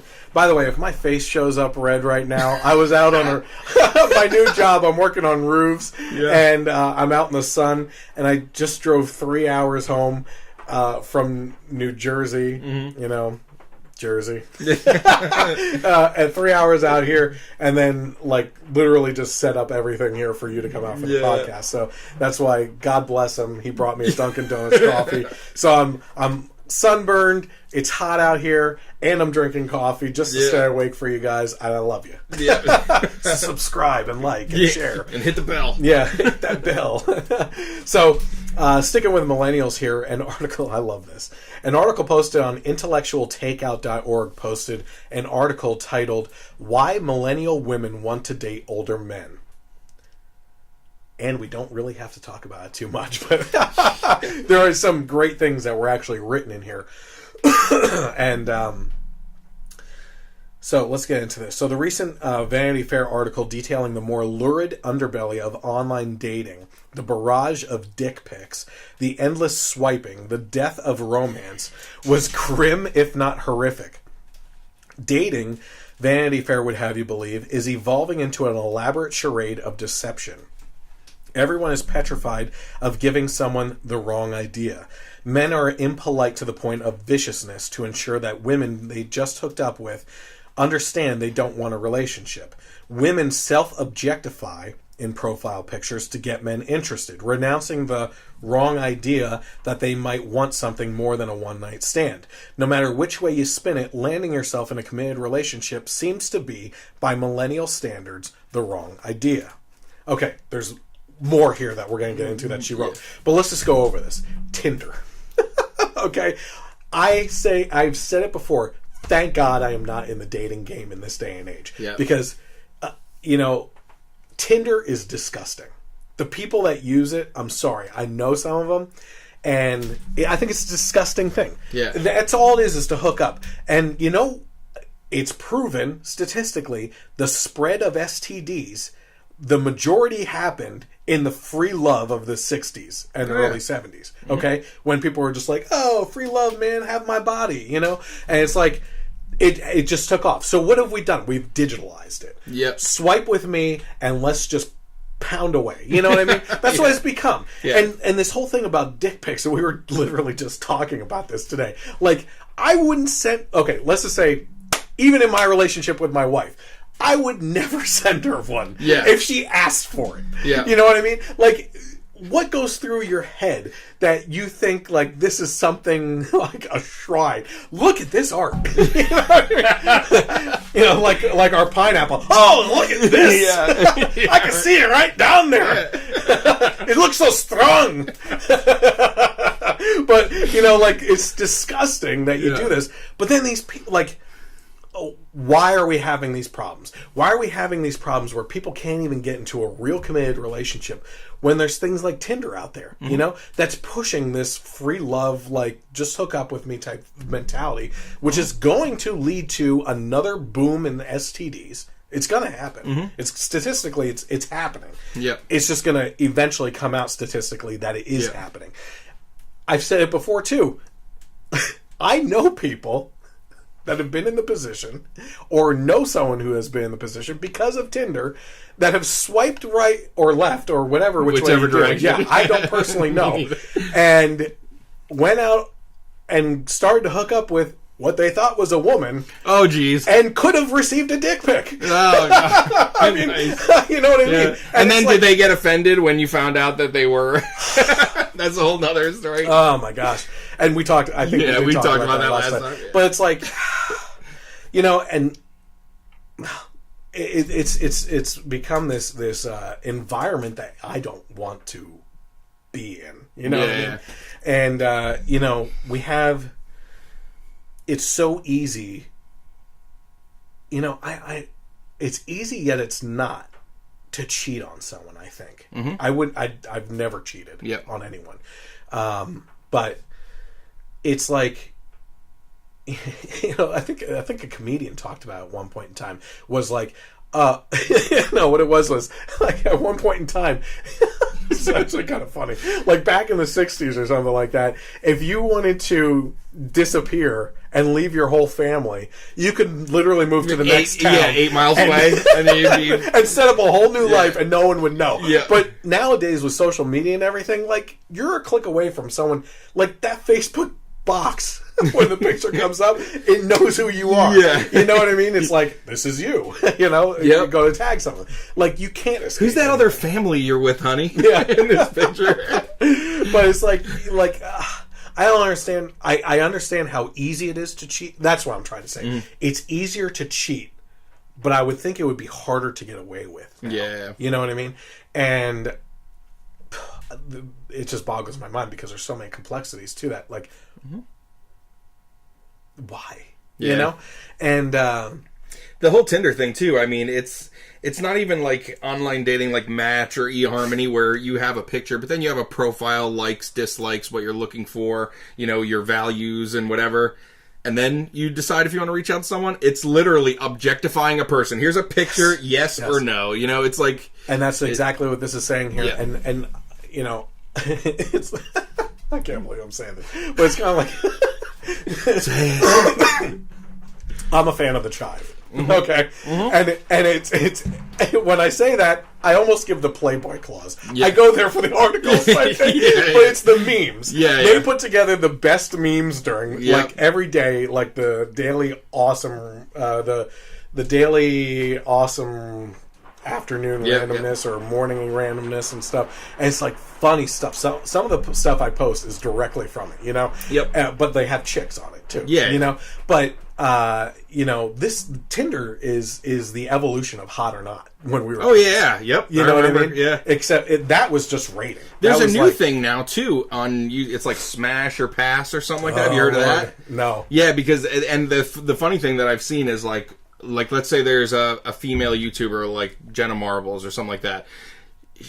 She put out a video of her reacting to people doing the Smash or Pass of her. And those videos are pretty funny. And I've seen, there was another one She's too. Hilarious. Yeah, and there's like some gamer chick too, SS Sniper Wolf or something like that. Oh, never heard of her. And she did one too, and it's pretty funny because they're like, when someone's like, yeah, Smash, they're like, oh god, but then when someone's like, Pass, it's like, what the hell? It's pretty funny. How dare you? Yep. Okay, so yeah, you talked about the objectifying, which is what they talked about in here. Is like women self-objectify is what they said, and the fact of the matter is, the men too sometimes technically, but they're but how easy is that to fall into? Yeah, they just, you know. First of all, I know way too many guys that have like this mentality that shirts don't exist. You know what I mean? Like, put a shirt on. I don't care how cut you are. Yeah. Put a freaking shirt on. Yeah. You know what I mean? If I was perfect, I would still be wearing a shirt. Yep. You know? It's you're a dumbass. Yeah. I'm sorry. That's all there is to it. If you walk around without a shirt on all the time, don't come to my house. That's for sure. So here's more of what she had to say, and this is some good, insightful stuff. Actually, she said, "More and more women I know are dating men twice their age. In her new film, The Intern, Anne Hathaway stands with Robert De Niro and a bunch of young male colleagues in a bar and draws a harsh comparison. How in one generation have men gone from guys like Jack Nicholson and Harrison Ford, good last name, to..." And she gestures despairingly at the four men in front of her, archetypes of my generation in their hoodies, craft beer in one hand, iPhone in the other, with their untrimmed beards and general lack of ambition.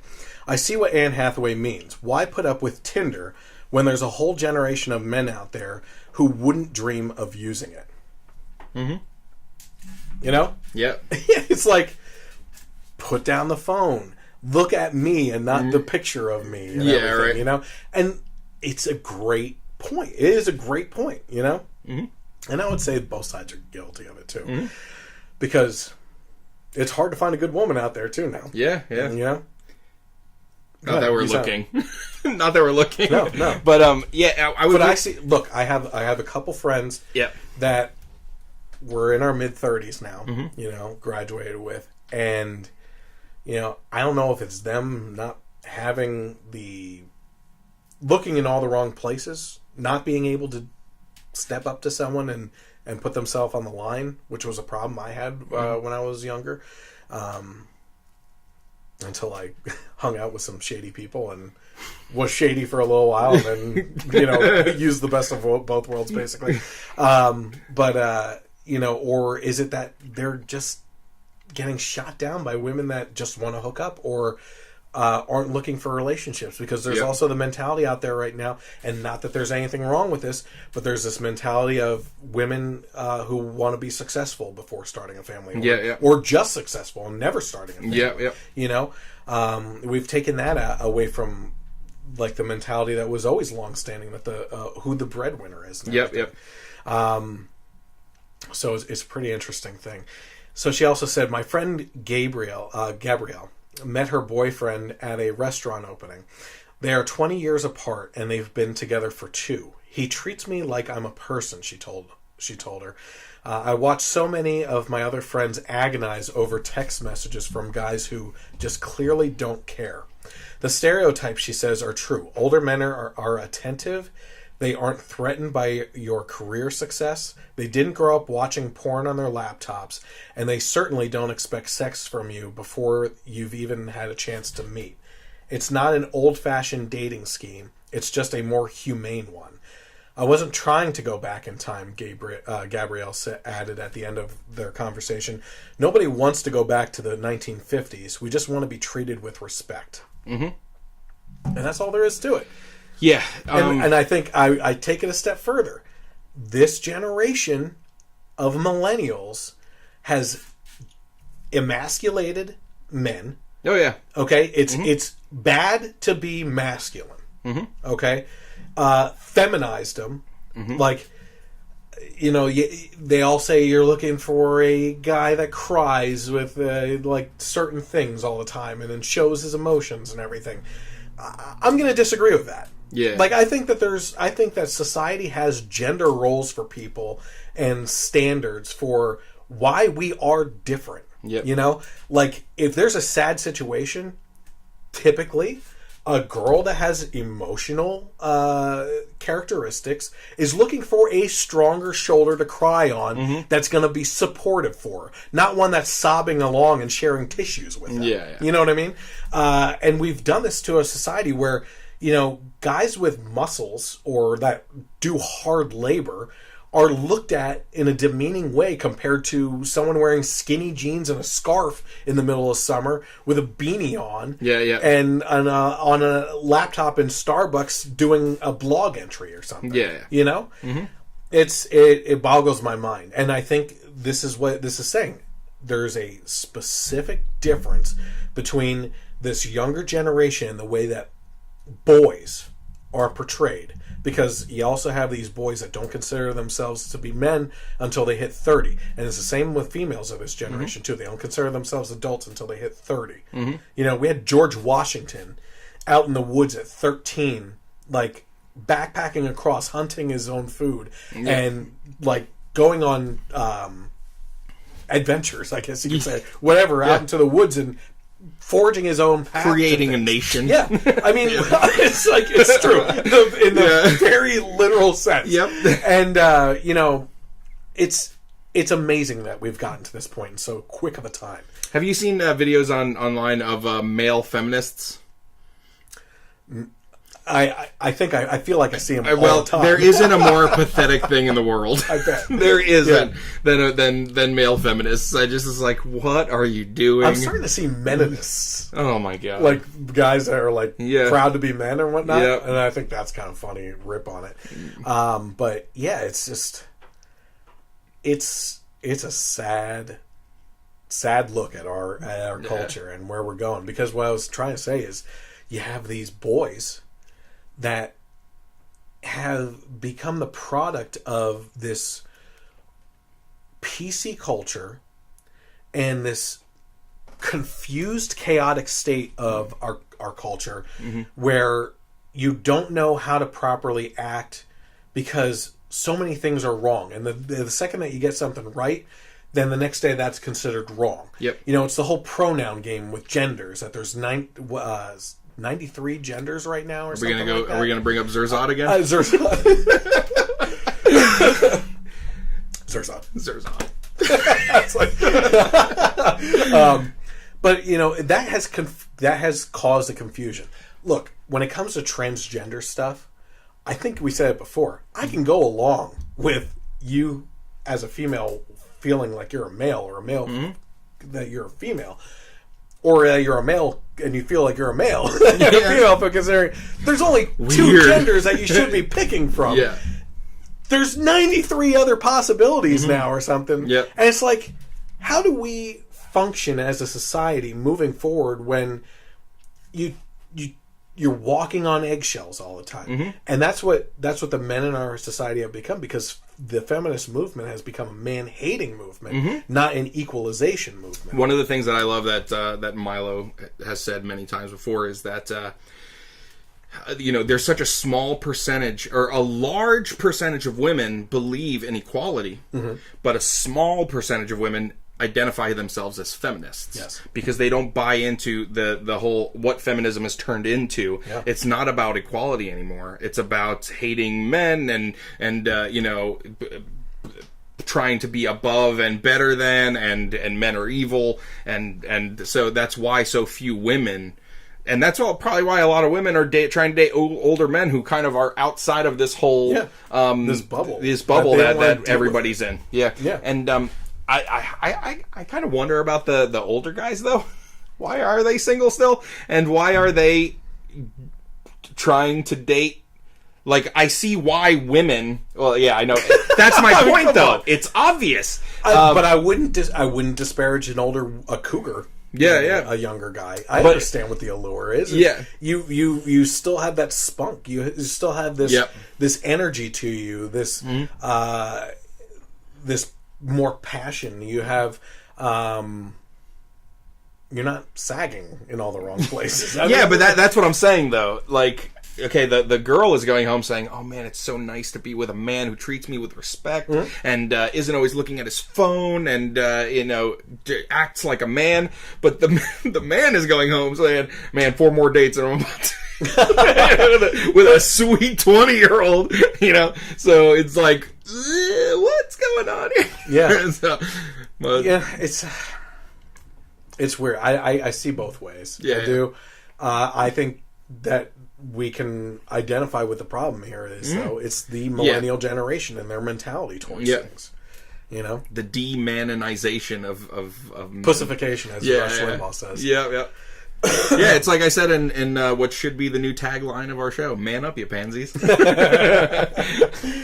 Oh man! So speaking of women, apparently it's wrong to say "man up" now. Here is an example of how women aren't supposed to act.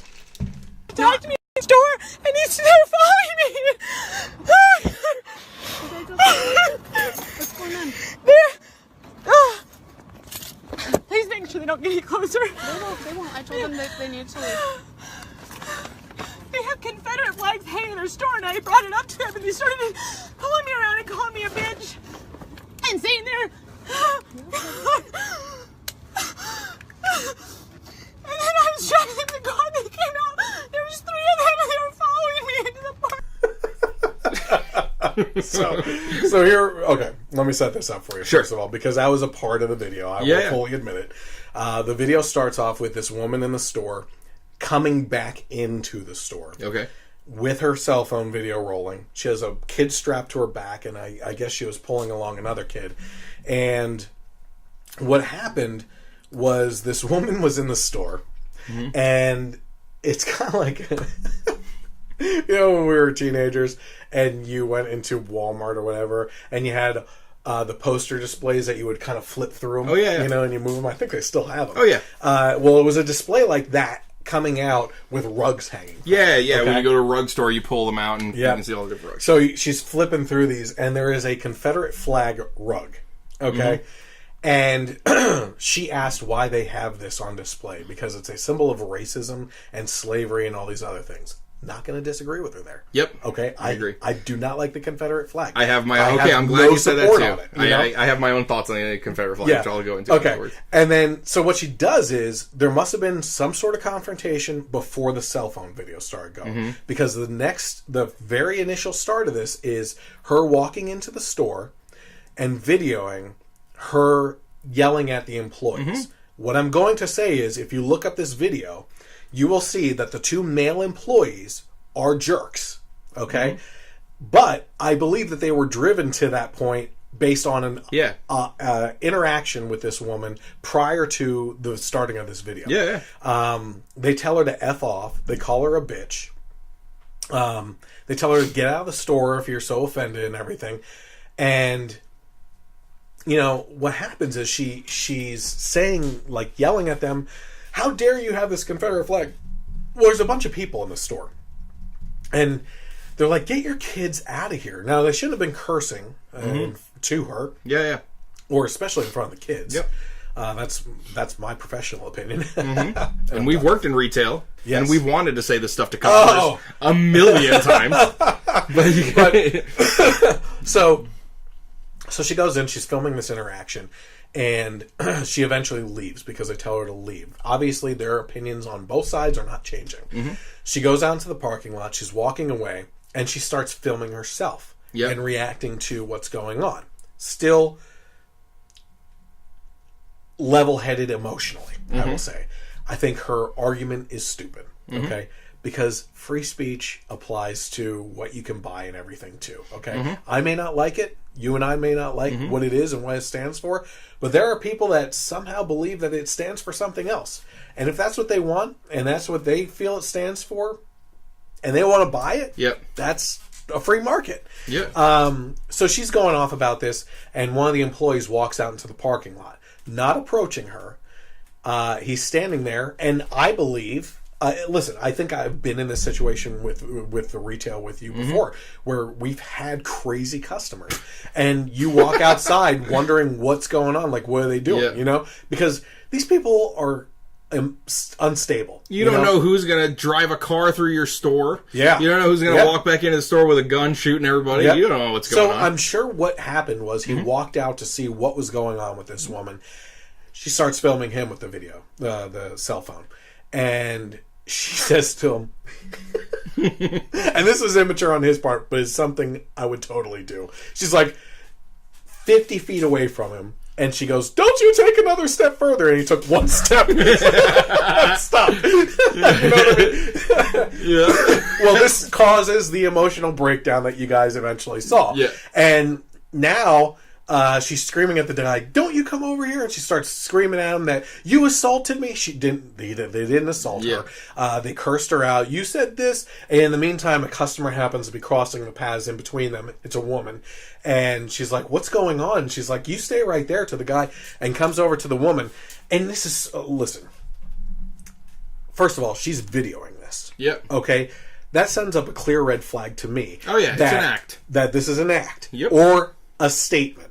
Okay? Which is the same thing in this case. The next thing is, as this woman approaches from the cell phone video going this way, she flips it to coming this way for her own reaction on stuff. And that's when you start to see the emotional reaction where she starts breaking down, having like anxiety attacks on camera. Okay? And she puts the phone down, and the woman's like, what's going on? What happened? What did you do? It's Confederate flags in the store hanging up on the wall. It's like filming. They call me a bitch. Filming the girl and action. And cue the tears. Go! Scene. Nailed it. That was emotional, Claire. Can you do it again? This time, put your face a little closer to the camera. We're only getting your sobbing, quivering chin. But like, it's so. This is horrible. This woman. Now she has a baby. She could be our age. I'm not really sure. She looks older. But I'm not assuming.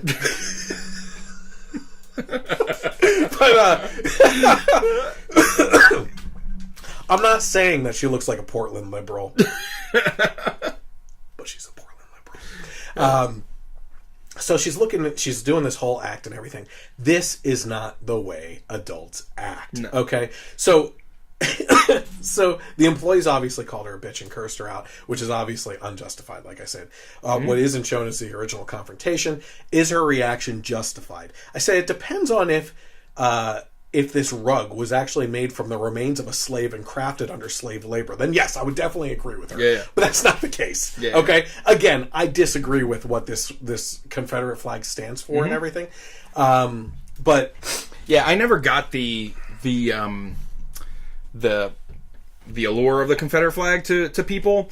To me, especially when you consider that most of these people, losing flag. Yeah, good job. Yeah, especially when a lot of most people, honestly, that have a Confederate flag tend to be Republican or more conservative, or Yeah, but the crazy thing is those were Dixie Democrats that supported. Yeah, that's true. Yeah, back then, but now, like these are people I feel like that like hate liberals and all this stuff.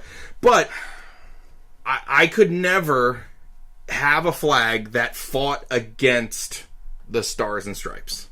I'm sorry. Yeah. Never in a million years. Yeah. So when people are like, take it down from state buildings, yes, I don't think it should be. I mean, it is.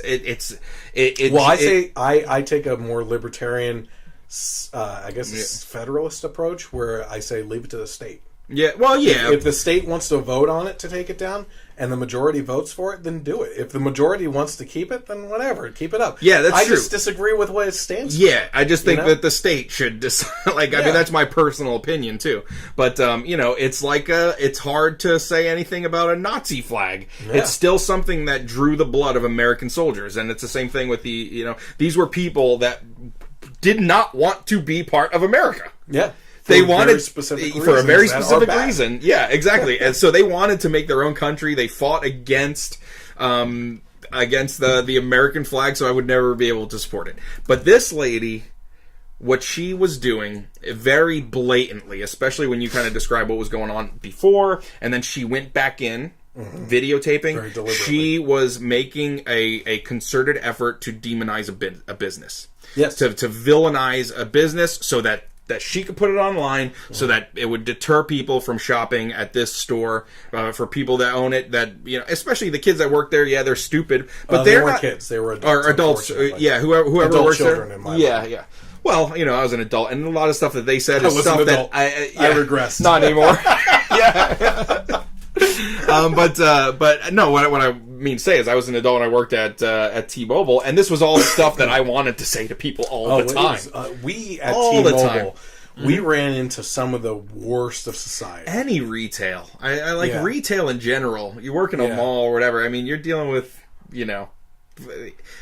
but anyway, this lady, she was making a concerted effort to demonize a business. Well, and that's what's happening to go off of that so point, much when she now. walked out of the store, she was like, I'm on this street and this street, and this is the business name, and she made sure to get the sign in the background. You're absolutely right. Yeah. And that's what happens now so much. Like if you say your opinion on something and some crazy SJW doesn't agree with it, they'll throw you up on this person believes in this, they don't hire them, don't think, and it's crazy. Where I'm going to disagree with you is the right does it to the left too. Oh yeah. This whole it's something I've railed against in some of my original podcasts when I started up is I believe it's very wrong, and taking to the social media, especially Twitter and stuff like that, to publicly shame businesses or people into either firing a person or stopping a person from employment based on an opinion that you disagree with, even if it's the most horrible opinion out there. Like if a person is saying, like, quoting from Mein Kampf or something like that, and let them be. Like, they're not going to survive in the real world with things. But you are not the judge for that person's life. Yeah, And you also don't know how that person's going to evolve over time, too. They might, everybody. Well, you're pushing them further away from what your side actually is. Yeah, that's absolutely. for dang sure. Yeah. Yep. But back to the flag real quick. One thing I've never understood. Have you ever seen like a pickup truck drive down that's got the American flag and the Confederate flag side by side waving? Like, what the hell is this person I'm so confused. Yeah. I am confused. Yeah, I don't know which side I believe in, so I'm just going to have both of them and it'll be great. I just don't get it. Let my 6-inch pipes in the back distract you with the fuel coming out instead. Okay, so I said what we're dealing with here is a new wave of generation of adult babies that are triggered so hard by life events that they are on the verge of spontaneous emotional combustion. Like this stuff. Let's say it's not an act. Yeah. She needs help. Yeah, oh yeah. If it's not an act, psychologically unstable. Absolutely. Yeah. But I'm like 99% sure it's an act. Just the fact that she was totally composed, she went back, she turned the camera around. I mean, this was all, it was a deliberate attempt to villainize a business. That's all it was. This is not the way an adult reacts. No. As a matter of fact, it reminds me of a video. I love it, too. It was shared a little while ago. Did you see the video where it's just a camera set up in the corner of a living room, and all these, like, kids, maybe, like, 3 to 6 years old, are standing along the edge of the living room, and there's, like, a slide in the living room, and there's, like, all this stuff. And the adults are throwing themselves down the slide, jumping on the couch, screaming and hitting each other and acting like kids. And the kids are standing there like, what is going on? And that's exactly what this reminds me of. Yeah. We have regressing adults that are acting like children to get attention. Yeah. That's all this is. It's attention whore. Yeah. And it is just also, she had 2 kids, you know, this is just raising the next generation to be like, if I don't get my way, I'm just going to throw a tantrum. Yep. Like, it's creating the next generation of pansies. How can people like us, responsibly adult, looking at our kids saying, you cannot get what you want by throwing a tantrum, you have to do this, okay? Because if you throw a tantrum, you're sitting on the stairs, or whatever, right? Yep. And then we go and bring them out to stores, and there's these adults acting like that. How are we supposed to be responsible parents and show them the examples? Yeah. You know what I mean? This is horrible. Yeah. And I really feel bad for this next generation of kids that are coming up under these adult babies. Oh my god, it's crazy. I don't even want to. Let's focus on the ridiculousness of today. Yeah. You know? If the one thing though that I've kind of seen, and I don't know how true these statistics are, but apparently a lot of things are pointing towards the generation after millennials. Okay. Are kind of going back towards the right, and it kind of makes sense in a way that you rebel against your parents, right? Yep. So if that's why things always kind of swing back and forth. Bill. And I do think that there are more and more people that see the ridiculousness of the one side and are kind of just like, this is nuts, you know? Yeah. So I think fingers crossed. Yeah, statistics are proving that a lot of these this new generation is anti-abortion and pro-marriage, and even there seems to be new trends into homeschooling. A lot more people are turning to homeschooling because both the right and the left realize the ridiculousness of Common Core and the social constructs of what's going on in the schools. Okay, the state standardized testing and everything. We're pumping out cookie cutter students that all do the same thing and are the cookie cutter itself is broken. You know what I mean? I think there's even a trend towards women staying at home. Them seeing a value in that. And it makes sense too. You know, I'm not disparaging any women that decide to work instead. Not at all. But look at our generation, okay? You know, it started happening slightly before we were born that women were going to work and everything. Actually, the 80s was a big time for women going to work. But what happened? Who took over the parenting when we were kids? The TV. Yeah. You know? That's why you and I are such nerds when it comes to like all this other stuff, like video games and movies and all this other stuff, because we have that connection. You know, when we grew up, those, you know, the parenting wasn't really there. I mean, not for me specifically. My mom was home. So I had that, but I also happened to just be attached to the TV anyway. My parents both worked, but when by the time school was over, one of them, my mom mostly was home. And even in the summers, we didn't do like babysitters or daycare. We were with my grandparents. Oh, okay. So it was always kind of still a familial kind of thing. And thank God too, because since I was the first one born here in the States, my parents spoke English, but my grandparents primarily spoke Portuguese. So since I spent so much time with them, that's how I grew up learning both languages pretty much at the same time. Are you fluent in Portuguese? Yep. Okay. That my parents even sent my brother and I to school. It sucked at the time, but now I'm so glad they did, Tuesday, Wednesdays, and Thursday nights for 4 grades to learn to read and write as well. Wow. Yeah, cool. So, and they're taking my Jackson to Portugal this summer for 2 weeks. Really? Yeah, so it was without good. you? Yeah, because we weren't my brother is going, but we kind of weren't able to like set up the vacation in time to be able to go. But my cousins are going too, or my kids' cousins, my nephews. They're right around Jackson's age, and Jackson was already kind of like, oh man. So my dad one day was like, we'll take Jackson. So and I was like, yeah, go, because it's the first time I went, I was 6. I remember it. I remember, just the different culture and being there and everything. So I thought it was a great. Cool. It is definitely a cool experience. Yeah, but it is kind of also, Tracy's kind of like, oh, he's gonna be gone, and it, a plane ride and everything, Well, So, but it's this whole new mentality. I mean, look at when. There's another thing that has been talked about a lot recently is the fact that when we were kids, I mean, again, we're only in our 30s. People are like, well, what did you do as a kid? Well, I lived in the woods, not deep in the woods or anything, but I would go out all day. My parents didn't know where I was. I was miles away, deep in the woods, or out on a 4-wheeler in farmers' fields and stuff going around. And I knew it was time to come home when the sun started going down, when I wasn't going to be able to see anymore. Yep. And I would get home, and they weren't like, where were you? We were so worried or anything. That was a mentality. Yeah.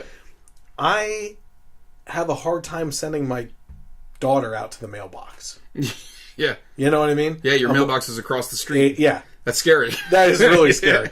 And it's like, it's a complete mentality shift because of the 24-hour cycle of the media covering all these things. Statistically, it's dropped with kidnappings and bad things that happen. Statistically, that's gone down. But every time it does happen, it blows up in the media. Yeah. You know what I mean? So you think it's happening all the time. All the time. And there's someone just waiting outside for your kid. So, like, you say that is an awesome experience for your son to go and do, but that would terrify the living crap out of me. I don't know if I'd be able to function at work. The fact that he's going with my parents and my brother and sister-in-law and their kids, so I know that he'll be fine. But it is. He's not going alone? Yeah. I'm just going to put him on a plane. Yeah, just go. Have fun. But it is, I always thought it was crazy when I saw those parents that have like the kids with the backpack with the leash. But I will say, like, in giant crowds, I've been like, man, I wish I had one of those backpacks. Just to keep them like close to me. So what if it was like one of those backpacks with like the GoPro attraction that comes up and over and then just hanging in front of you? Yeah. I have my eye on you all the time. Constantly. We're just gonna make our way weave through the crowd. Well, tying this story with this crazy woman into our last story about millennials dating older and everything, like, if this is the way women are going to act of this generation too, like, I think we're going to start seeing boys that turn into men in their 30s start dating older women too. Yeah. Like, I think the millennial generation is going to fall apart with each other. I think it's going to fall apart because they just they can't get a grasp on reality. And that's I want to say it's not even their fault. I'll put that out there. I think that they've been raised by a generation of parents that buy into the chaos that's going on. And can't get a grip on reality themselves. And also, it's the style of parenting that's changed too, where kids now get everything they want. Yep. I never had a pair of Jordans. I always wanted one. Never had a pair of Jordans. It took forever to get a Nintendo, Well, actually, I had a Nintendo pretty young, but there was tons of stuff that I wasn't able to get. And one time I was at a store with my mom. I was like, I wanted this is all I remember from her, probably because I got concussed and I don't remember it at all. But I wanted a Ninja Turtles coloring book, and my mom was like, no. And then I started throwing a fit in the store, and I got a backhand across the face.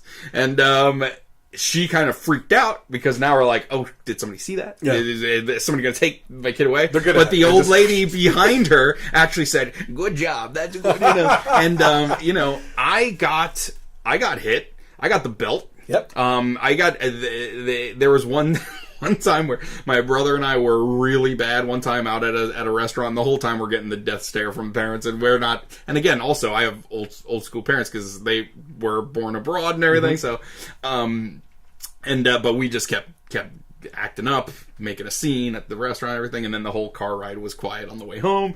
And then I knew that we were in for it, so I start to be like, oh, my little brother, hey, look at our science project I just made. This is a whale. I remember it. It was like an ocean. In comes Dad with the belt, shuts the door, shuts the blinds. When the blinds shut, it's game over. Then you start putting a plastic sheet up. Yeah. And then my brother and I had different techniques of dealing with this. He would be the one running around all over the place. I would just curl up in a ball. And because he was being more evasive, I felt like I think he's watching. I felt like Dad had to spend more time on him. But never once did I ever feel abused or that I had bad parents or that everything. Because anytime that ever happened, I deserved it. Yep. Big time. And not only that, every time afterwards we talked, and a lot of times too, like, my parents didn't like doing that stuff. Yeah. But now it's like, we're parents. We know. Yeah. No, not at all. And, but if you would say, like, if I was like a terrible and they would say like, go to timeout, I would be like, okay. Whatever. Yeah. And now kids go to timeout or go to their room, and in their room they got computers and TVs and Game Boys and everything, So it's totally different. A totally different style of parenting. There is no fear. Parents now, I feel like, aren't saying to their kids what my parents told me. I'm your dad. I'm not your friend. Yeah. I'm your mom. I'm not they're friends now as adults. Yeah. But when we were kids, they were not our friends. Yeah. They were our parents. And you put yourself out there. I'll put myself out there for one of my worst experiences. Yeah. And it's from my mom, who was the worst of the discipliner between her and my dad. My dad was the one to lay down the law. God bless my parents. Yeah, because I was one of those kids. You know what I mean? I don't even know what it was over. All I remember is being a young teenager, standing on the steps, looking up at my mom, being pissed off at her. She said something, and I spit in her face. Oh. If you've ever seen the new DSLR cameras that go in slow motion and slow everything down 1,000 frames per second. I saw the spit. It was halfway between the two of us when a hand started coming out. And I took it across the face like you wouldn't believe. Yeah. And I totally deserved it, And all these articles are being written now. I see them all the time. All my liberal friends post them. Psychiatrists say that hitting a child is emotional abuse and scars them for life. Bullcrap. Yeah. You know what? There's a fine line, I agree, between abuse. Oh yeah, absolutely. And there is the such thing as abuse. Yeah. But it's... I never had marks, I never went to school with bruises or anything like that. They didn't... Yeah, I know. It was always wear clothes. And they do it where you can't see, Yeah. And it's the way that we were, too, was my parents would always say that whoever watched us... Like, if my parents trusted someone to watch us, then they trusted them to discipline us in any way necessary. So my grandparents, And we're talking older school Portuguese traditions. So we're talking wooden spoons, sandals, shoes. I was running away from my grandmother once, and I just saw a sandal like right by my head. She couldn't catch me. And my one grandfather, he had more of a sting, whereas my other grandfather was a carpenter, and his hand was like a club. Yeah. But. I ran from my dad one time. I thought, I'm younger. I can get away. I'm still like a younger teenager, right? And he starts chasing me down the yard. And I swear, the most horrifying moments I went through. And I'm laughing at him now. Oh, yeah. I totally deserved it. Yeah. I all remember it in slow motion. I remember running thinking, I am younger, more fit than this guy. He's an old man. And I remember looking back and seeing him. And it's like those movies with a wolf coming up on you. You're like, yeah, home. You're just like, and he tackled me. It took me down. That's all I remember of it, too. It's the funniest memory. I'll be honest. I'm still afraid of my dad. I'm going to be a 36-year-old. And if I disappoint him in a sort of way, I'm still like... I'm not saying anything that my dad doesn't already know, but the guy's short. Okay? Yeah. My dad comes up to my chest on me, okay? I love him. There are only two people, or two entities that I am afraid of. My dad and God. Yeah, Those right? are the only... You could be... Listen, I'll tell you another funny story. Just to prove, like, how people do not scare me. I was drunk one time when I was in my early 20s, and I went out to a convenience store, and there was a bunch of hot dog rollers, right? 2 big cheese dogs on the thing, right? And I'm like stumbling around, waiting behind this guy. I didn't even come up to his shoulders, okay? And his arms at the top were like bowling balls, okay? Bald guy standing there, ripped, like just filling his shirt, right? Yeah. I'm like, oh man. I look up back at my friend. I'm like, I want to get one of those hot dogs. Those look really good. The guy in front of me looks over. He goes, yeah. He goes, I'll have one of those hot dogs. I go like this. And I tap him. I'm like, it's a good thing you didn't get the other one too, because you know I was eyeing that up. He goes, I'll take the other hot dog too. I was like, you mother, and I started going after. I started going after this guy, and my friend grabbed me from behind. Colin, he actually watches this too. He grabbed me from behind. He's like, "Don't do it, man! Don't do it! You're drunk." No, he took my hot dog.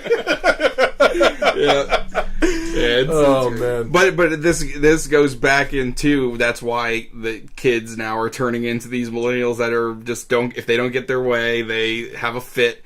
And it's because parenting is totally different now. Oh, yeah. I've never hit my kids with anything, like with a belt or anything. But there have been a couple times where Jackson's been bad. I was like, Jackson, just so you know, when I was a kid, I got the belt, you know? And he was doing this thing where I'd pack his lunch in the morning, and he'd come home, all the snacks were gone, but the sandwich was still there. And it was starting to drive me nuts. I'm like, Jackson, I got the belt when I was a kid, you know thing. I got a phone call from the school one day. Jackson's, we just got a call because, you know, he's crying because school lunch is over and he didn't finish his sandwich. And he said Dad was going to hit him with the belt. and I'm like, I've never hit him with the belt. And the principal, I've talked to him before, and he's like, yeah, I know, but we just have to call. And I'm just like, this is how now schools are intervening into parenting. Mm-hmm. If you're too strict or whatever, it's like, I'm surprised you got away with it. It's like, like I'm like, is child services going to? I was just going to say, I would be surprised. I've never, he never gotten the belt yet. He's still too young for that. But now it's like, it is this fear of like, I could have told my parents when I was a kid, I'm going to tell on you. Or one time my brother actually said, I'm running away. And my mom was like, there's the door. Go. Do whatever, you know. Now it's like you have a real fear that someone's going to come like freaking take your kids away, you know? Yeah. So I didn't happen to see some of the people interacting here. It wasn't showing up on my thing. But Zara got involved. Just to go back before we get too far away from the topic. Yep. Zara was saying it's... okay, she was responding to... They were both responding to the woman in that video. She said, it's ridiculous foolishness. She's a fool. As a homeschool mom, I'd use that situation as an awesome learning tool. Mm-hmm. Absolutely. She said, I'm sorry, every time I see the Confederate flag, I think of the Dukes of Hazzard. Yeah, generally. My wife said it's a treasonous and losing flag. I never understood either why people are so proud to fly it. Mm-hmm. And then Zara again said, pray for our country. So thank you guys for interacting there. That's awesome. So, yeah, we were just talking about that. Okay. Are you ready? Yep. Here we go. Bill Nye again. Here he comes. Bill Nye. Round Our favorite 3. Round 3, yeah. And the funniest thing is that these videos on Bill Nye are getting the most attention on my YouTube page and Stephen Colbert. So I effing love science. Do you follow that page? I've seen it, yeah. I follow it because we're nerdy. Right, and there's just some technology things, advances in medicine, even though they are anti-vaxxers and stuff like that. I don't know how you feel. I don't even want to go into it right now. But it's like... I think I'm with you. Okay. Like, Jesus Christ. Man. Like, so... I mean, no, let's talk about that for a second. Okay. I mean, I kind of had that whole... I've watched some videos on how... the measles is like making a comeback. Yep. Where of all places? West Coast, baby. Yeah. You know? Well, you know why? There's a certain inflood of people coming from countries where they don't, you know, control their stuff. Yeah, and it's happening in a community where people are brainwashed to think that they shouldn't vaccinate their kids. So now it's like measles are like happening in schools, and school nurses are like, so you why? don't agree with me. Oh, why? Oh, I am anti-vax. Oh, you are? Yeah, oh, yeah. man. I okay. Well, here's the thing, and I'll tell you exactly why. The anti-vaccination argument is that it always comes down to autism, right? Oh, these stupid people, they believe that all these things causes autism.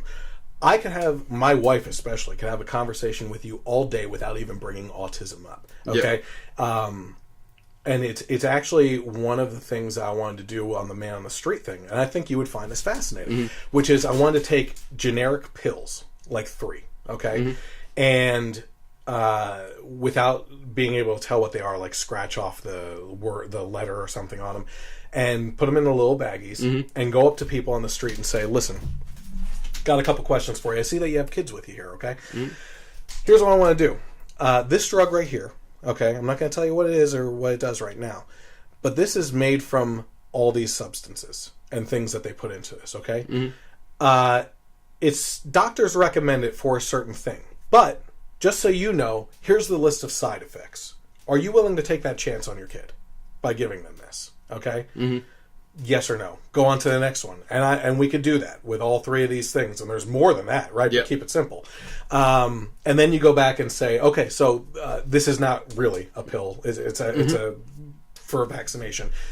This is actually this vaccination. And, you know, you weighed all these possible side effects with this what could possibly happen. Now, your wife is a nurse. I completely understand where you're coming from with that, because nurses typically have that stance and everything. But at the same time, I know a lot of nurses that are anti-vaxxers too.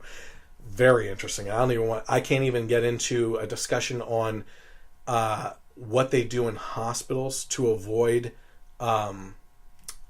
vaccinations themselves that they're supposed to take, because it would give away something that I think they should have the freedom to avoid if they feel that strongly. But the fact of the matter is, when you look at the actual things that vaccinations are supposed to prevent, right? The majority of those things, I'm not saying all, but that's a choice that people should be able to make. The majority of those things are highly curable here in the United States.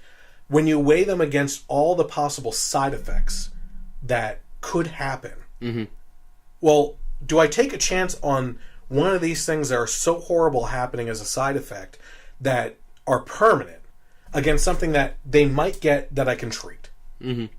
I would rather go with that instead of pumping my kid's body with sometimes multiple different vaccinations at the same time, mixing a cocktail together. Sometimes it's 8 shots at a time. When we were younger, I think it was 15 vaccinations. It's up to 80 now.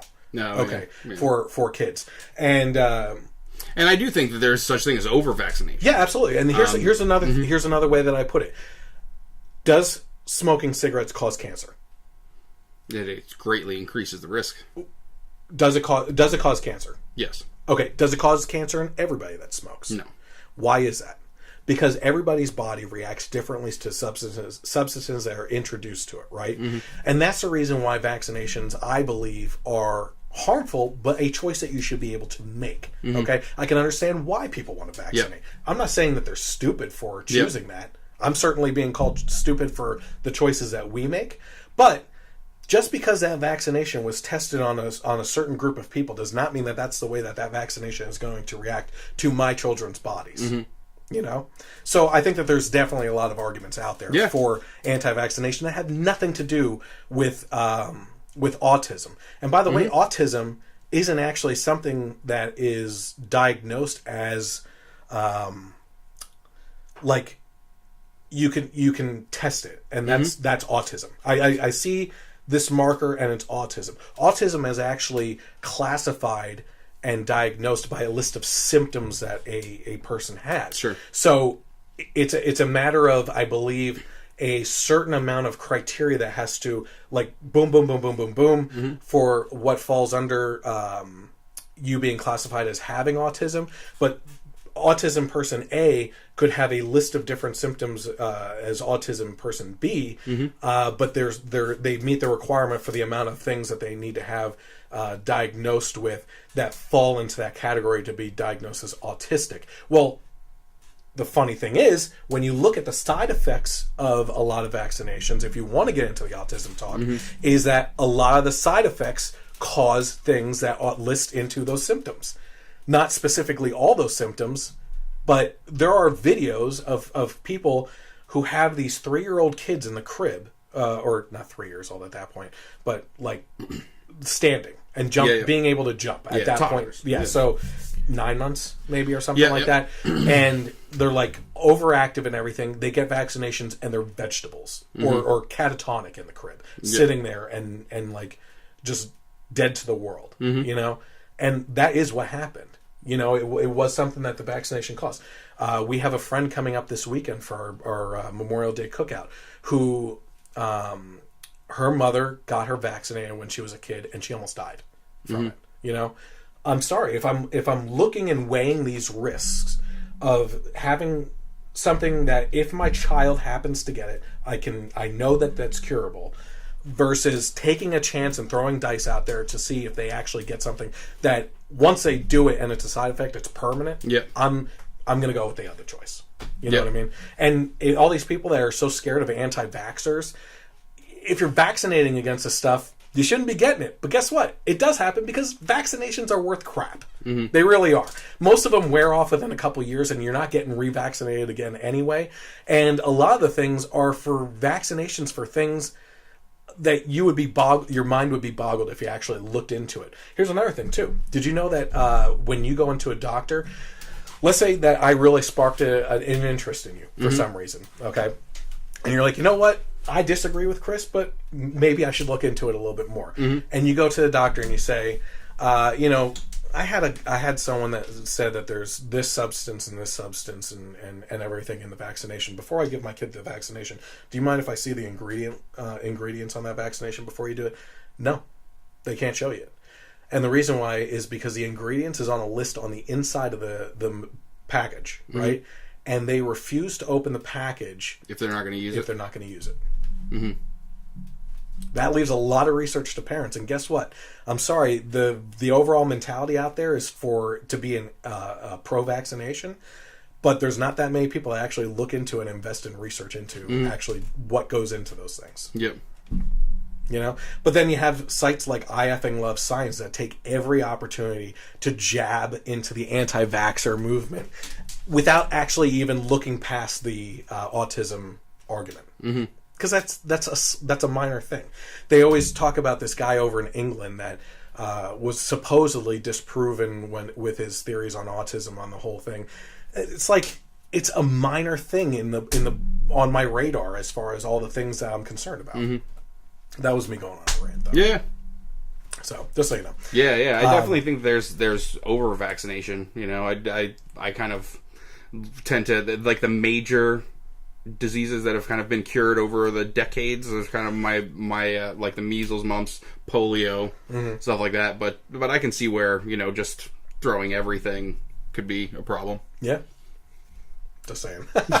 I'm not trying to change your mind. Yeah. You know, but it creates interesting conversation. That's for sure. And I think that man on the street thing would be pretty interesting. Yeah.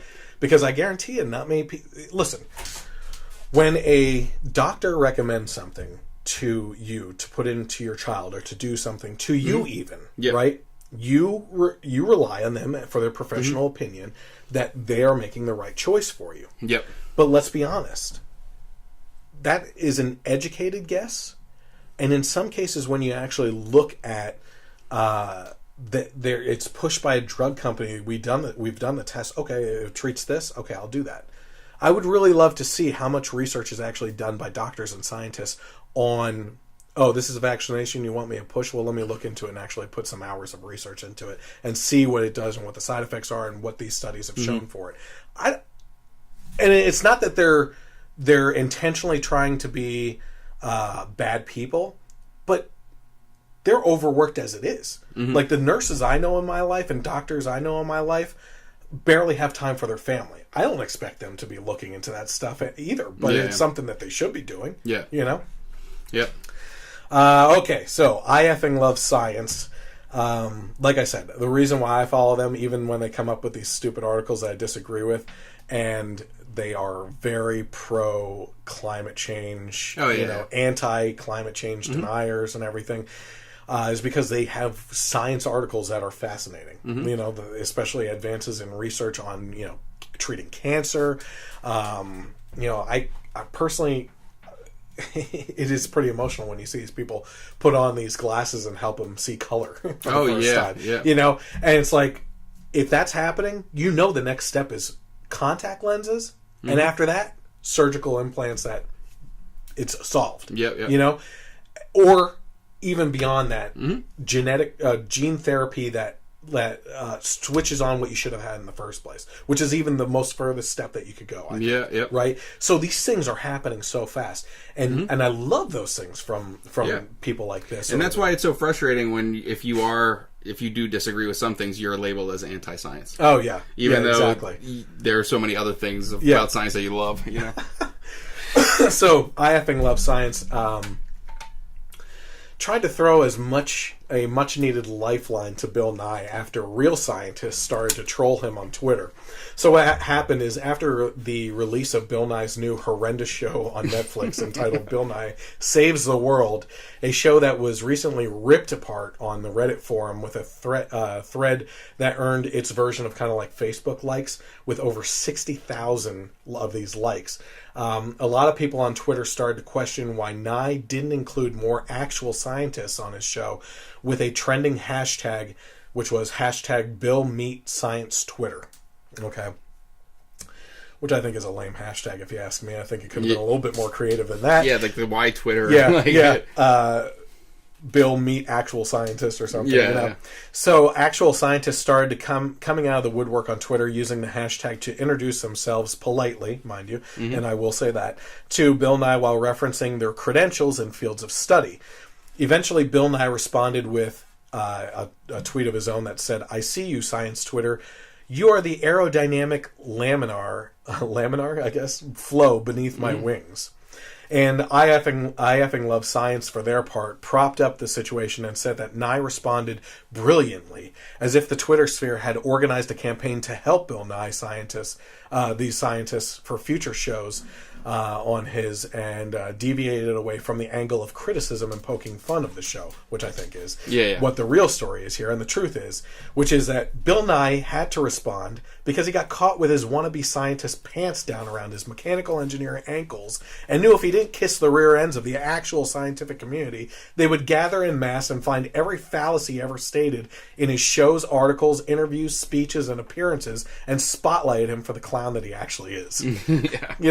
I mean, how many... We've done it. Yeah. And you're talking about actual scientists. It was pretty cool seeing some of these scientists. Like, they were coming out with some pretty crazy things that they studied. That they're studying, The one wrote a book on the animal farts. Yeah. Which I thought was pretty funny. Yeah. But, that's what it comes down to, is like, Bill Nye, he got caught on this one. And this is the hypocrisy that we're talking about with I effing love science, which is they label you a science denier if you disagree with them in any manner, but they post funny and cool things that you want to look into. Well, the real story here is Bill Nye is an idiot, and he's pushing an agenda, mostly political, with his new show. His original show, I think, was more scientific. What, Bill Nye, the science guy? Yeah. Go ahead. Well, I mean, his original show... I thought you were going to go, Bill. But, he's totally... It's all about politics now for him. Yeah, that's everything that he talks about is to push an agenda, and it's to silence skeptics, that they shouldn't even be allowed to speak, and he's just entering this whole, like... other plane of existence where it just hypocrisy and not making any sense reigns supreme. Yeah. You know? And then these scientists are basically, like you said, pointing him out on it and saying, hey, this is what we're doing, actual science. You know, and he, like you said, he has to respond because otherwise it just looks even more like an idiot. Yeah, absolutely. We've said it before, he's become this creepy guy that just, he is condescending to everyone that disagrees with him and tries to publicly shame people. Which is interesting too, because what I find interesting is, and I've had this happen in my own personal life, there is a person in my life that was influential in me pursuing an artistic career. Right? I took a very high interest in art because of this individual, and that led me into graphic design, which then led me into marketing. I put those two together to try to be an art director, and this individual happened to be a homosexual. Okay, I showed up to his partner's funeral, okay, to show my support and everything. I personally feel it's a Christian thing to do. You know, is to show love and compassion no matter the circumstance, no matter if I feel something is wrong or not. And he knows I have publicly stated on social media, this guy is a mentor to me. You know, he got me to love art and everything. I have had so many countless hours of art history, amazing things I've learned of world cultures and how they move around the world and everything. It's amazing. He defriended me because of my politics and everything, you know, and in multiple cases on things that I posted about politics and everything, tried to take public jabs at me and try to do that. And again, I don't think I've ever defriended someone that disagreed with me politically, because again, that's like you and I disagreeing on a video game. It's an opinion. It's a microcosm of what we are as individuals. You know, you're pro-vaccination, and your face fell apart when I was anti-vaxxer. You noticed that? Yeah. You're like, man. I bought this guy at Dunkin' Donuts coffee. No, that's not actually what I was thinking. It's not like, oh man, this guy. It was more like, oh man, I hope I didn't say something that like. Because we have the intellectual capacity to disagree with each other and not blow up about it. You know what I mean? But that is not what is in Bill Nye's world. He is incapable of being able to disagree with someone respectfully. And he can't, you know, he is not the guy that we grew up with. You know, which is it's kind of heartbreaking too, because I loved this show when I was a kid. I mean, it's us talking about Haas Whedon before the show actually started tonight on how on Mother's Day he said, thank God my mother's dead right now, because I would hate for her to live under a Trump administration. And it's like, what the hell are you talking about? You have all the people responding who have mothers that have passed away that said, listen, I don't care who's president, I would give anything to have another day with my mom. Like, what the hell is wrong with people? But we respect Haas for the Avengers and the Marvel movies. And Firefly and Serenity. You know, for their craft, and the respect that we have at how good they are at their job. Actresses, Chris Evans and Scarlett Johansson, who plays Bruce Banner. Mark Ruffalo. Mark Ruffalo. You know, they're crazy liberals. You have Robert Downey Jr., who's really one of the favorite of them all. Has said some pretty outlandish things as well. But I thank God that he keeps some control over it. I think he got involved in some of those commercials during the political season because of Haas. You know, and everything.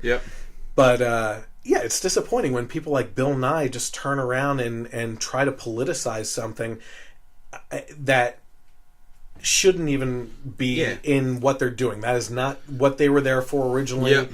Now, one thing with Bill Nye, like, I mean, he's a mechanical engineer, not a scientist, but I can kind of see where, you know, his platform is still science, but it's more so that what drives me nuts with actors and actresses is, you know, and I brought this up last time, you know that half of your potential audience is one way and the other half is the other way.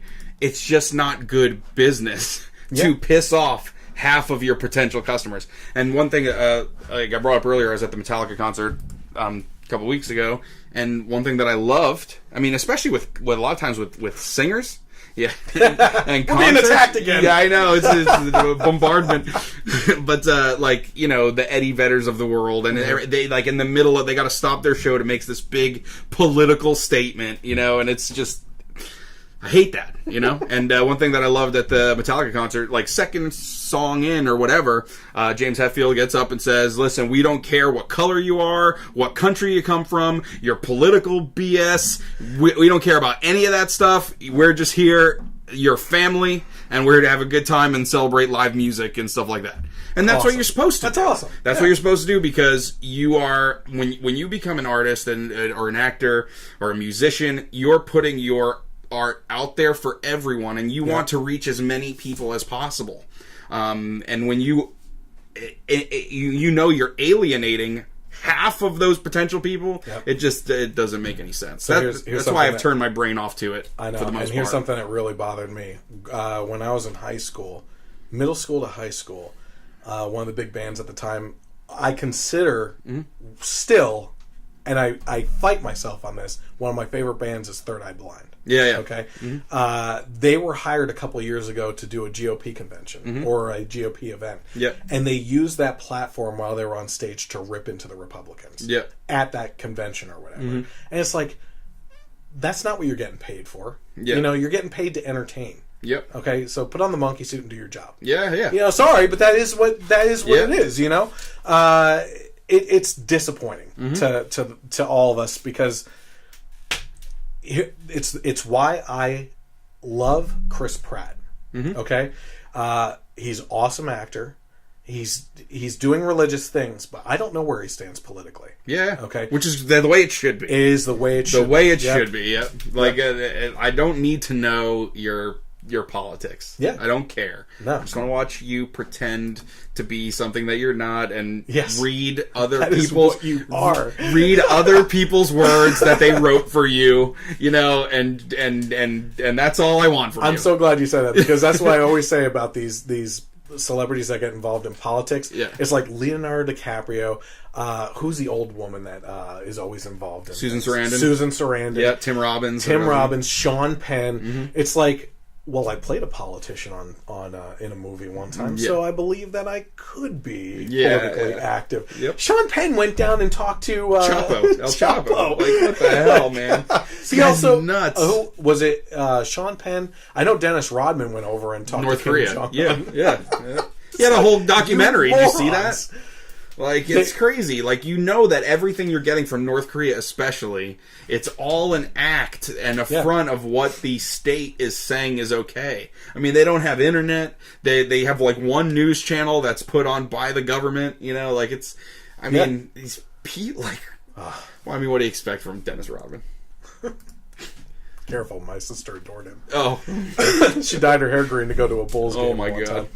Time. She was less than 10 years old, I think, at the time. So the point here is just that Bill Nye has been ridiculous lately. I mean, we've talked about him in 3 podcasts now, because he just keeps on making the news. Yep. And it's always stupid things. He's always getting caught being an idiot. Yep. That's all it comes down to, Okay, so speaking of frauds, we'll get to the last topic of the night here, which I thought was really funny.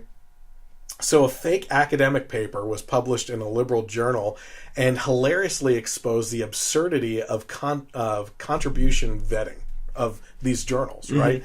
So Peter Boghossian and James Lindsay recently used pen names to submit an academic paper to a peer-reviewed academic journal to expose the absurdity of modern gender studies by arguing that the male reproductive organ, known as the penis, just in case you didn't know, is a social construct. The 3,000-word paper was titled The Conceptual Penis as a Social Construct, and was submitted and published to the Cogent Social Sciences academic journal in its May edition. Lindsay and Boghossian cited 20 sources in their paper, many of which they said were made up or never read. The paper was ridiculous by intention, essentially arguing that penises shouldn't be thought of as male genital organs, but as damaging social constructions. And they said, we assumed that if we were merely clear in our moral implications that maleness is intrinsically bad and that the penis is somehow at the root of it, we could get the paper published in a respectable journal. That's what they explained. We didn't try to make the paper coherent. That was the intention. Instead, we stuffed it full of jargon like discursive and ismorphism. Nonsense like arguing that hyper-masculine men are both inside and outside of certain discourses at the same time. Red flag phrases like pre-post-patriarchal society. Pre-post-patriarchal society. Lewd references to slang terms for the penis. Insulting phrasing regarding men, including referring to some men who choose not to have children as being unable to coerce a mate. And allusions to rape. We stated that manspreading, a complaint levied against men for sitting with their legs spread wide, is akin to raping the empty space around him. After completing the paper, we read it carefully to ensure it didn't say anything meaningful, and as neither of us could determine what it actually was about, we deemed it a success. Yeah. And here's what the paper states. Here's one of the things from it. Nowhere are the consequences of hypermasculine machismo, braggadocio, ismorphic identification with the conceptual penis more problematic than concerning the issue of climate change. Climate change is driven by nothing more than it is by certain damaging themes in hypermasculinity that can be best understood via the dominant rapacious approach to climate ecology identifiable with the conceptual penis. Our planet is rapidly approaching the much warned about 2 degrees Celsius climate change threshold, and due to patriarchal power dynamics that maintain present capitalist structures, especially with regard to the fossil fuel industry, the connection between hypermasculine dominance of scientific, political, and economic discourses and the irreparable damage to our ecosystem is made clear. And they even say it's not supposed to make sense at all. This is the educational journal's equivalent to a pineapple on a table. Yes. Oh, look at that! The penis is a social construct. I didn't even know. Oh my god! So, besides the fact that this is a hilarious story, the real underlying issue here is the fact that nonsense is obviously poorly vetted before it's published. So how much nonsense is out there that people are actually using in arguments that were published by people who push opinion over fact? Mm-hmm. In this case, with this journal specifically, what they said is that these the topics in this journal are vetted twice, double vetted, it's called, right? Mm-hmm. So this was looked over at least twice, and they were like, wow, that is some scientific, intellectual... These guys must be super smart. That went way over my head. Yeah, so. There's a genius level. Yeah, and if they didn't come out and say that this was all baloney, I mean, it would just be a couple of weeks before Rachel Maddow was blabbing about it on MSNBC. They should have let it go to see how many people they could put in together in a video montage. Really 5 panel heads just all talking about how the penis is ruining the world, causing climate change. Rachel Maddow comes out and says, well, I've known that the penis is a social construct for years, and that's why I've stayed away from it. Oh man! So one of the problems here is that people like you and I are called science deniers, and worse when it comes to climate change theory. But how can we even be certain of what science is actually rooted in good research anymore? Right? It's ridiculous and anti-intellectual to argue that we blanket trust these people with what they're saying based on studies just because of subject matter at hand of what the issue is. In this case, it was a case in gender studies, basically, is what they were trying to push in this one. But certainly something like climate change. Gender studies shouldn't even be a thing anymore. Oh my gosh. It's ridiculous.